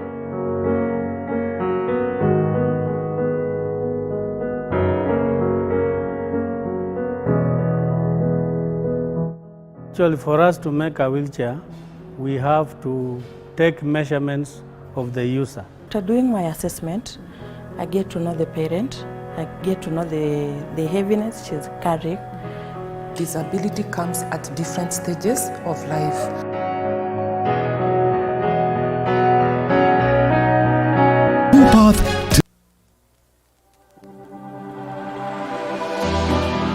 How well do you know what's happening around you? Morning Cafe with heated political debates. Baraza la Siasa. Hiyo kitu azungumzie, angalie hali ya maisha ya watu. Informative health discussions. Business. Farming. Tasty Wednesday. Fitness Thursday. And Feel Good Friday. With amazing DJs, celebs. Waimbaji, kuna comedians, alafu kuna wajinga. And music bands. Every Monday to Friday from 6 a.m. to 9 a.m.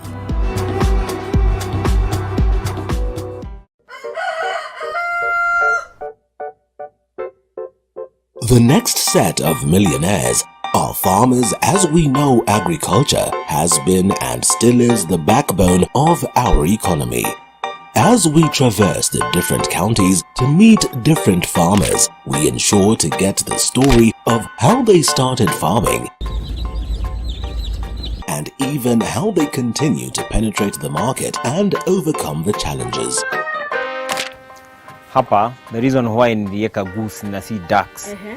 Goose, they are very easy to maintain. A lot of farmers keep on calling, inquiring whether you're supposed to raise some seeds in the nursery or you're supposed to do them directly in the field. The greenhouse helps us control the temperature because the temperature needs to be between 28 to 32 degrees. Walk this journey with us every Sunday at 6:30 p.m. It's no secret, construction ain't cheap. But how do we make it affordable? Different individuals are finding ways of cutting down cost. Of opening up transparency issues, accountability, we have to keep emphasizing that for the families that lost their family members because of elections, particularly the officials, the electoral officials, we are hoping that there will be conclusion in the investigations so that we don't see the Musando type kind of issues. Number two is a global framing of Kenya.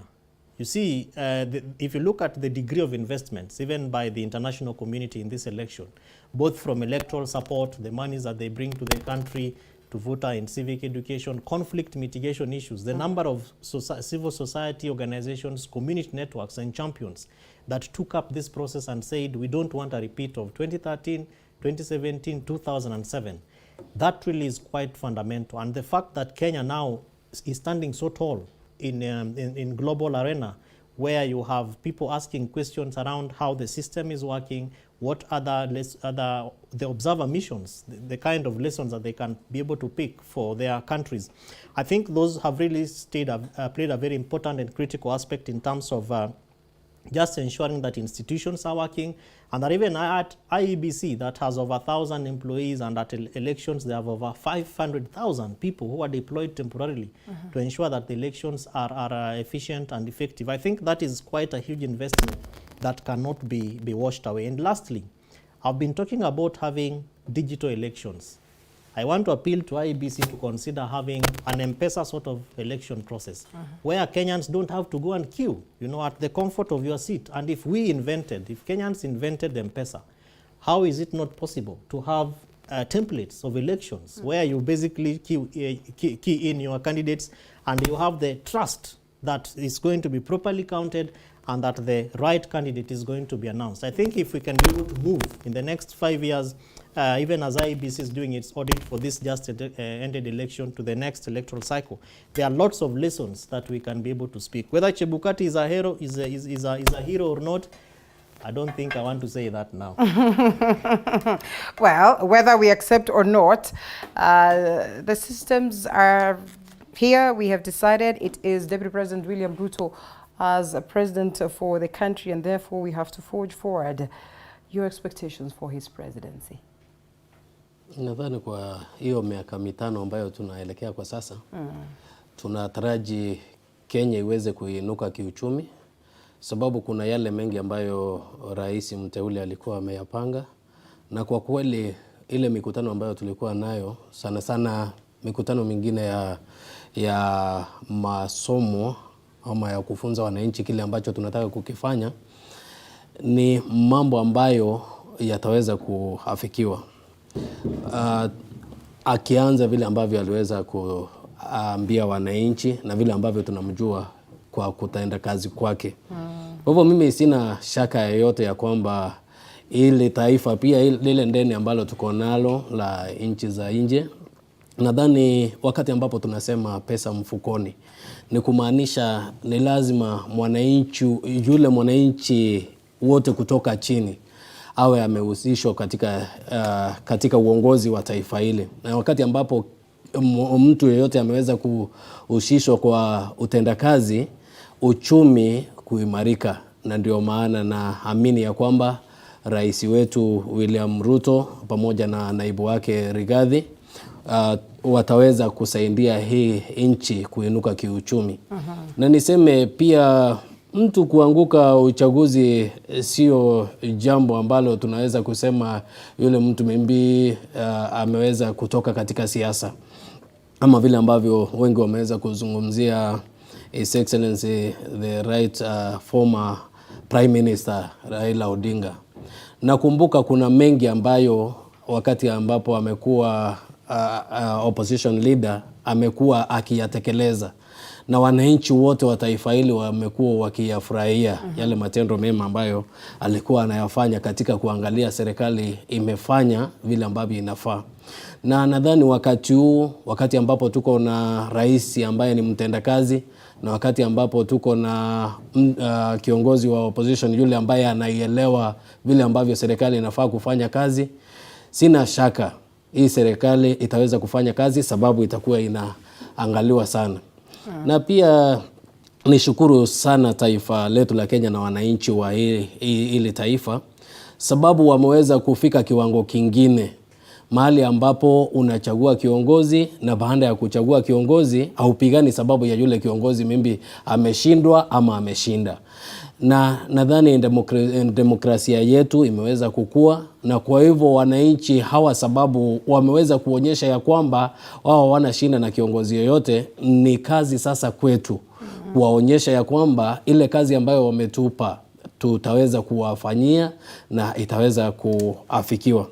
Na kwa hivyo niseme tusiwe tunasema mimbe kuna mtu ambaye yuko kwa serikali ataweza kufaidika, kuna yule ako kwa serikali atafaidika, ama yule ako kwa serikali ataweza kupitiza mishwanda mingi yenye serikali inaweza kuifuatilia ama inaweza kuitekeleza. Tujue ya kwamba sisi wote ni wawakilishi wa wananchi, na hii serikali tunafaa kuitumia vipasavyo ili wananchi waweze kuhudumiwa vyema. Mimi sina shaka kuna pesa ambazo tuliweza kusema ama rais aliweza kusema ya kwamba zitaweza kuenda kwa Asla Fund. Umesikia mara kwa mara, hata jana ameweza kurudia ya kwamba zile pesa zitaweza kutumika ili ziweze kuwafikia wale wananchi wa kule chini. Yeah. Kuna hawa civil servants sana sana pia kwa hiki kitengo cha polisi. Wengi wanaitisha hongo sababu ya mishahara yao duni. Unakumbuka tuliweza ama rais aliweza kusema ya kwamba ili serikali iweze kufanya kazi vyema lazima wataweza kupata nyongeza ya mishahara yao ili waweze kutenda kazi vizuri. Kumbuka kile ambacho kilikuwa kimefanya serikali ambaye inaondoka uongozini kwa sasa kukosa kufanya kazi vyema ni sana sana wale civil servant kutoka kule chini, vile ambavyo serikali ilikuwa inawatumia na vile ambavyo wanasiasa walikuwa wanaitumia, ya kwamba wanaweka mambo yao mbali sio utendakazi wa serikali. Kwa hivyo wakati ambapo wale civil servant watakuwa wanatenda kazi kulingana na vile serikali yenyewe imepanga, nadhani wananchi wataweza kufikiwa na maendeleo vile ambavyo inatakikana. Safi sana. Daktari, kabla nije kwako, naomba uniruhusu nivuke moja kwa moja mpaka Mombasa ili Mheshimiwa Mugabe asione kama ambavyo tumemwacha. Mugabe, if you can hear me, your expectation, on what, of course, the Deputy President, who's now the President-elect, is going to deliver to the people of Kenya as the President of this nation under the Kenya Kwanza government, if not the UDA government. And whether you like it or not, whether in Azimio or not, it is time for us to see our leaders working together. What do you look up to? Or what do you look, what do you, foresee in terms of his leadership? Thank you. Yeah, thank you very much. Of course, there are a number of issues that it promised us as a country that it will deliver. And for me, particularly, I'm really rooting that he make it possible to create employment, especially for young people. We really need to put, or rather he should put deliberate efforts towards absorbing of young people into employment.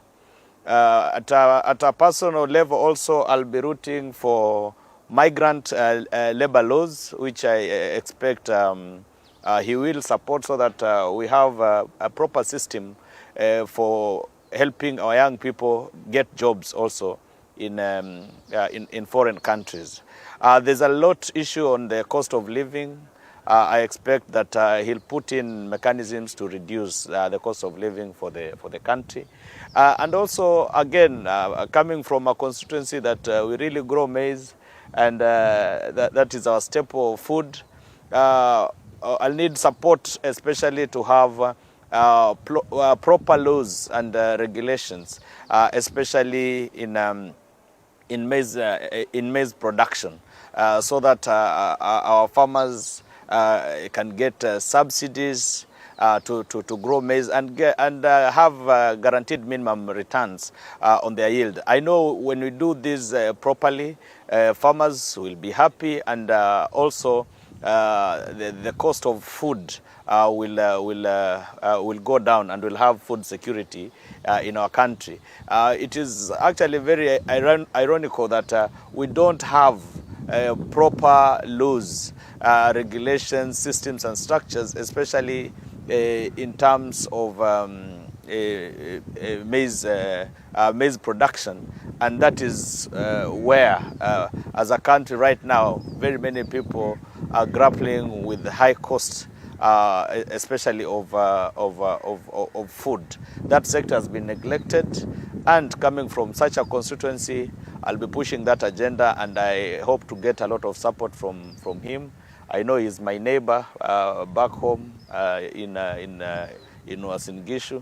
My constituencies border his. So I hope he will help me to deliver for our people, especially in the North Rift and Western region. Thank you. That, you know, most of them are actually on the other side, not because they want to be there. Maybe he's also going to, maybe he was pushed to be there. You never know. But anyway, as you tell us what you wanted to say, he inherits a government that really is not in the best of shape.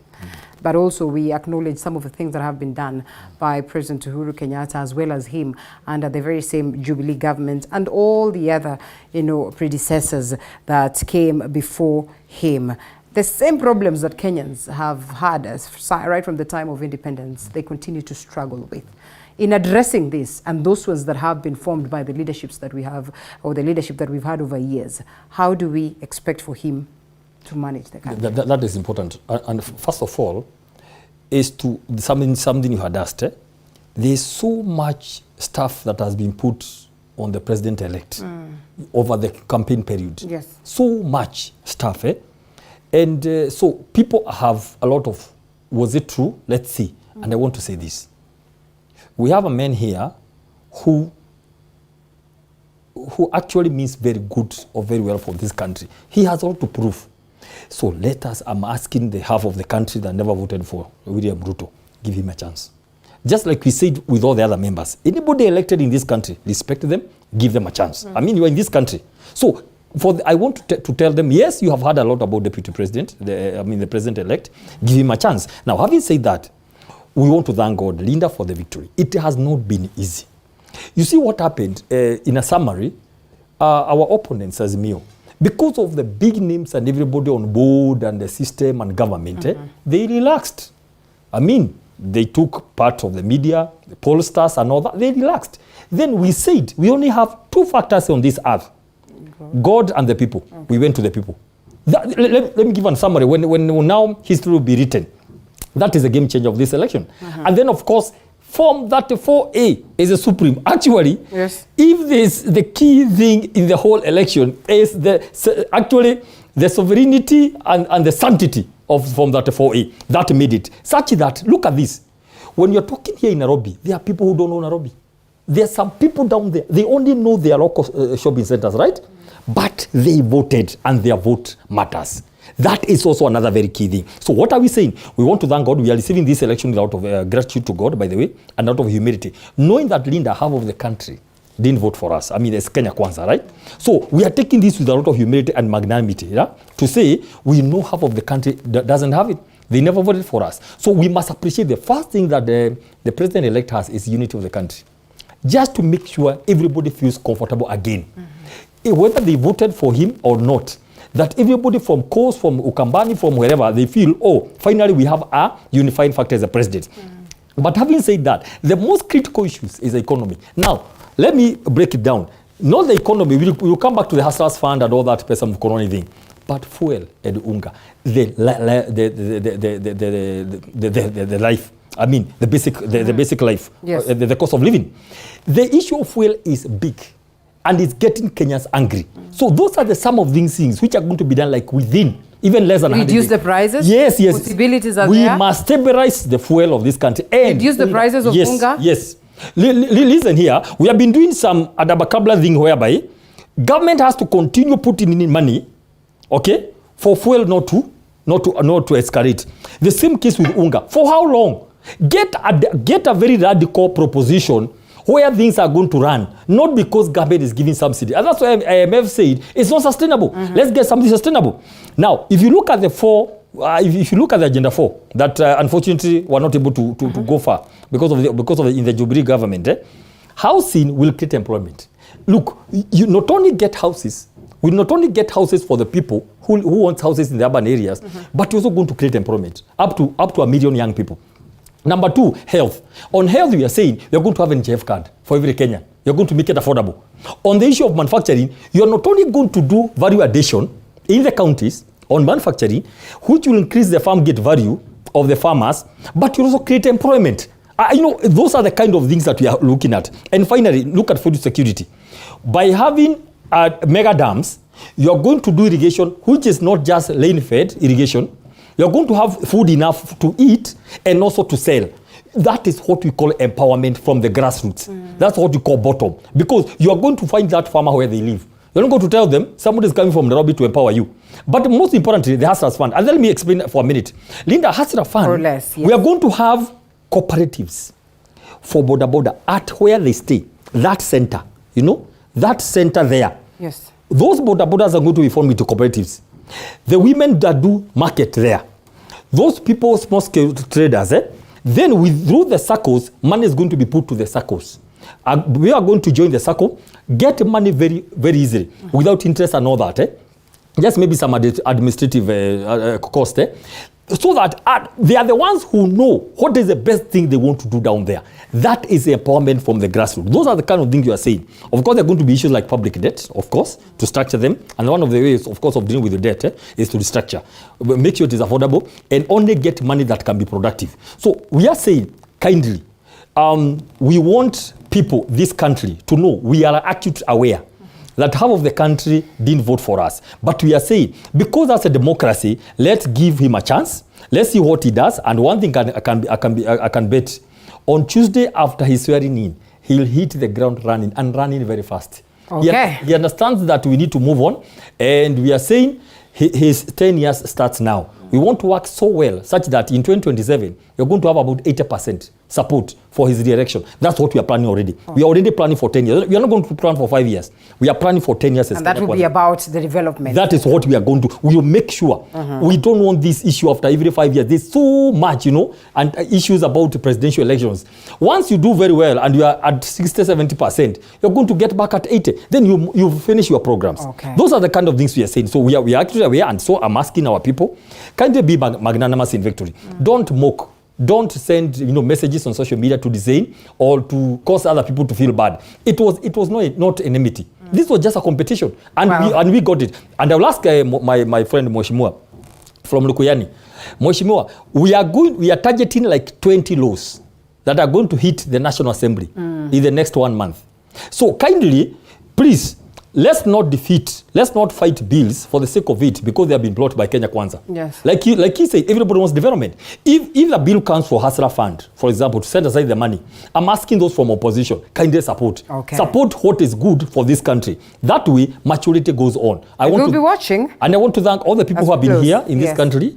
I mean, they have observers. Presidents from across, former presidents have been here, observers. I mean, all our partners and friends from everywhere in the world to come and talk about this. And we are urging the President Uhuru Kenyatta on Tuesday to appear, come, hand over nicely. I mean, he will definitely be there. No, we want to go on like that as a country. That's true.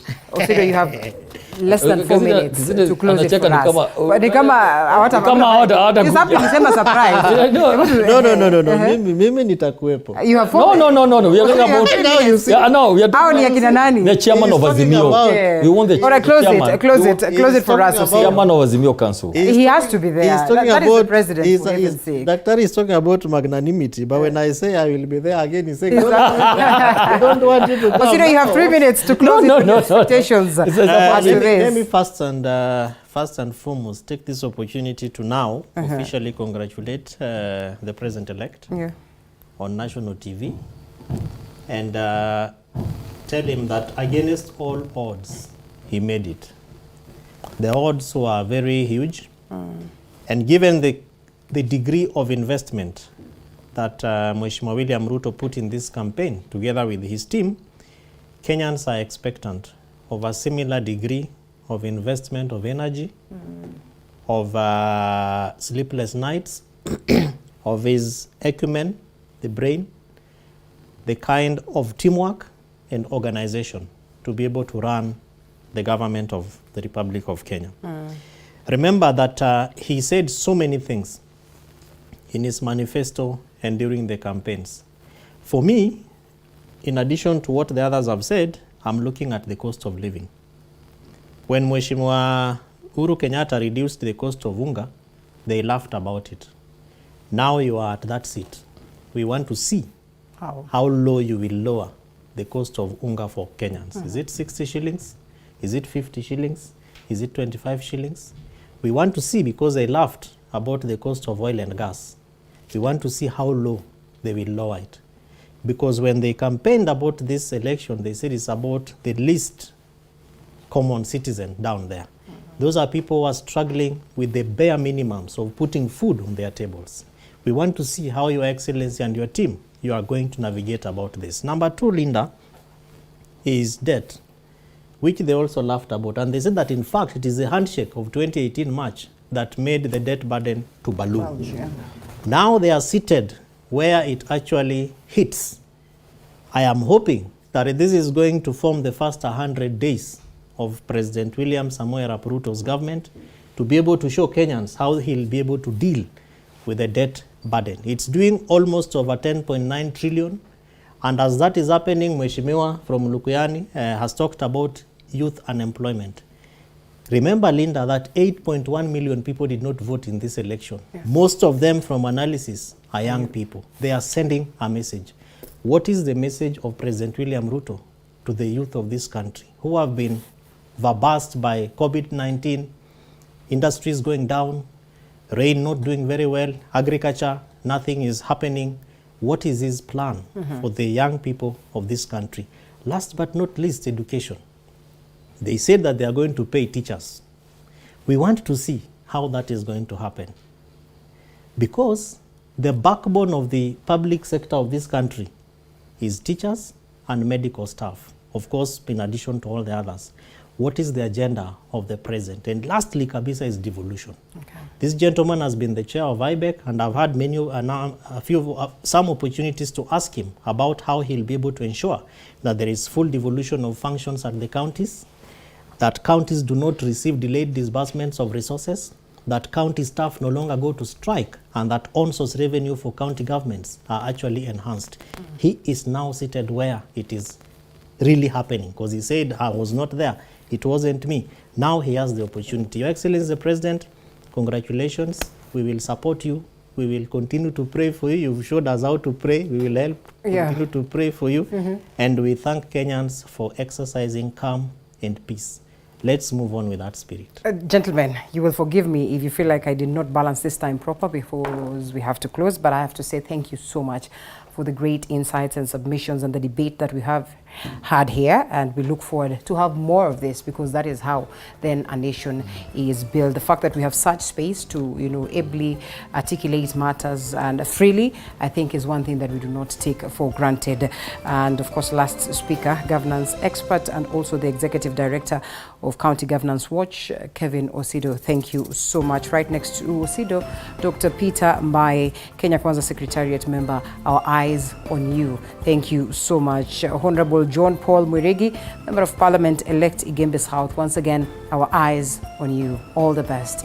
And thank you. And lastly, who was joining us virtually, Honorable Innocent Mugabe, Member of Parliament elect Likuyani, as well, Mheshimiwa, our eyes on you. Thank you so much. Intense feedback.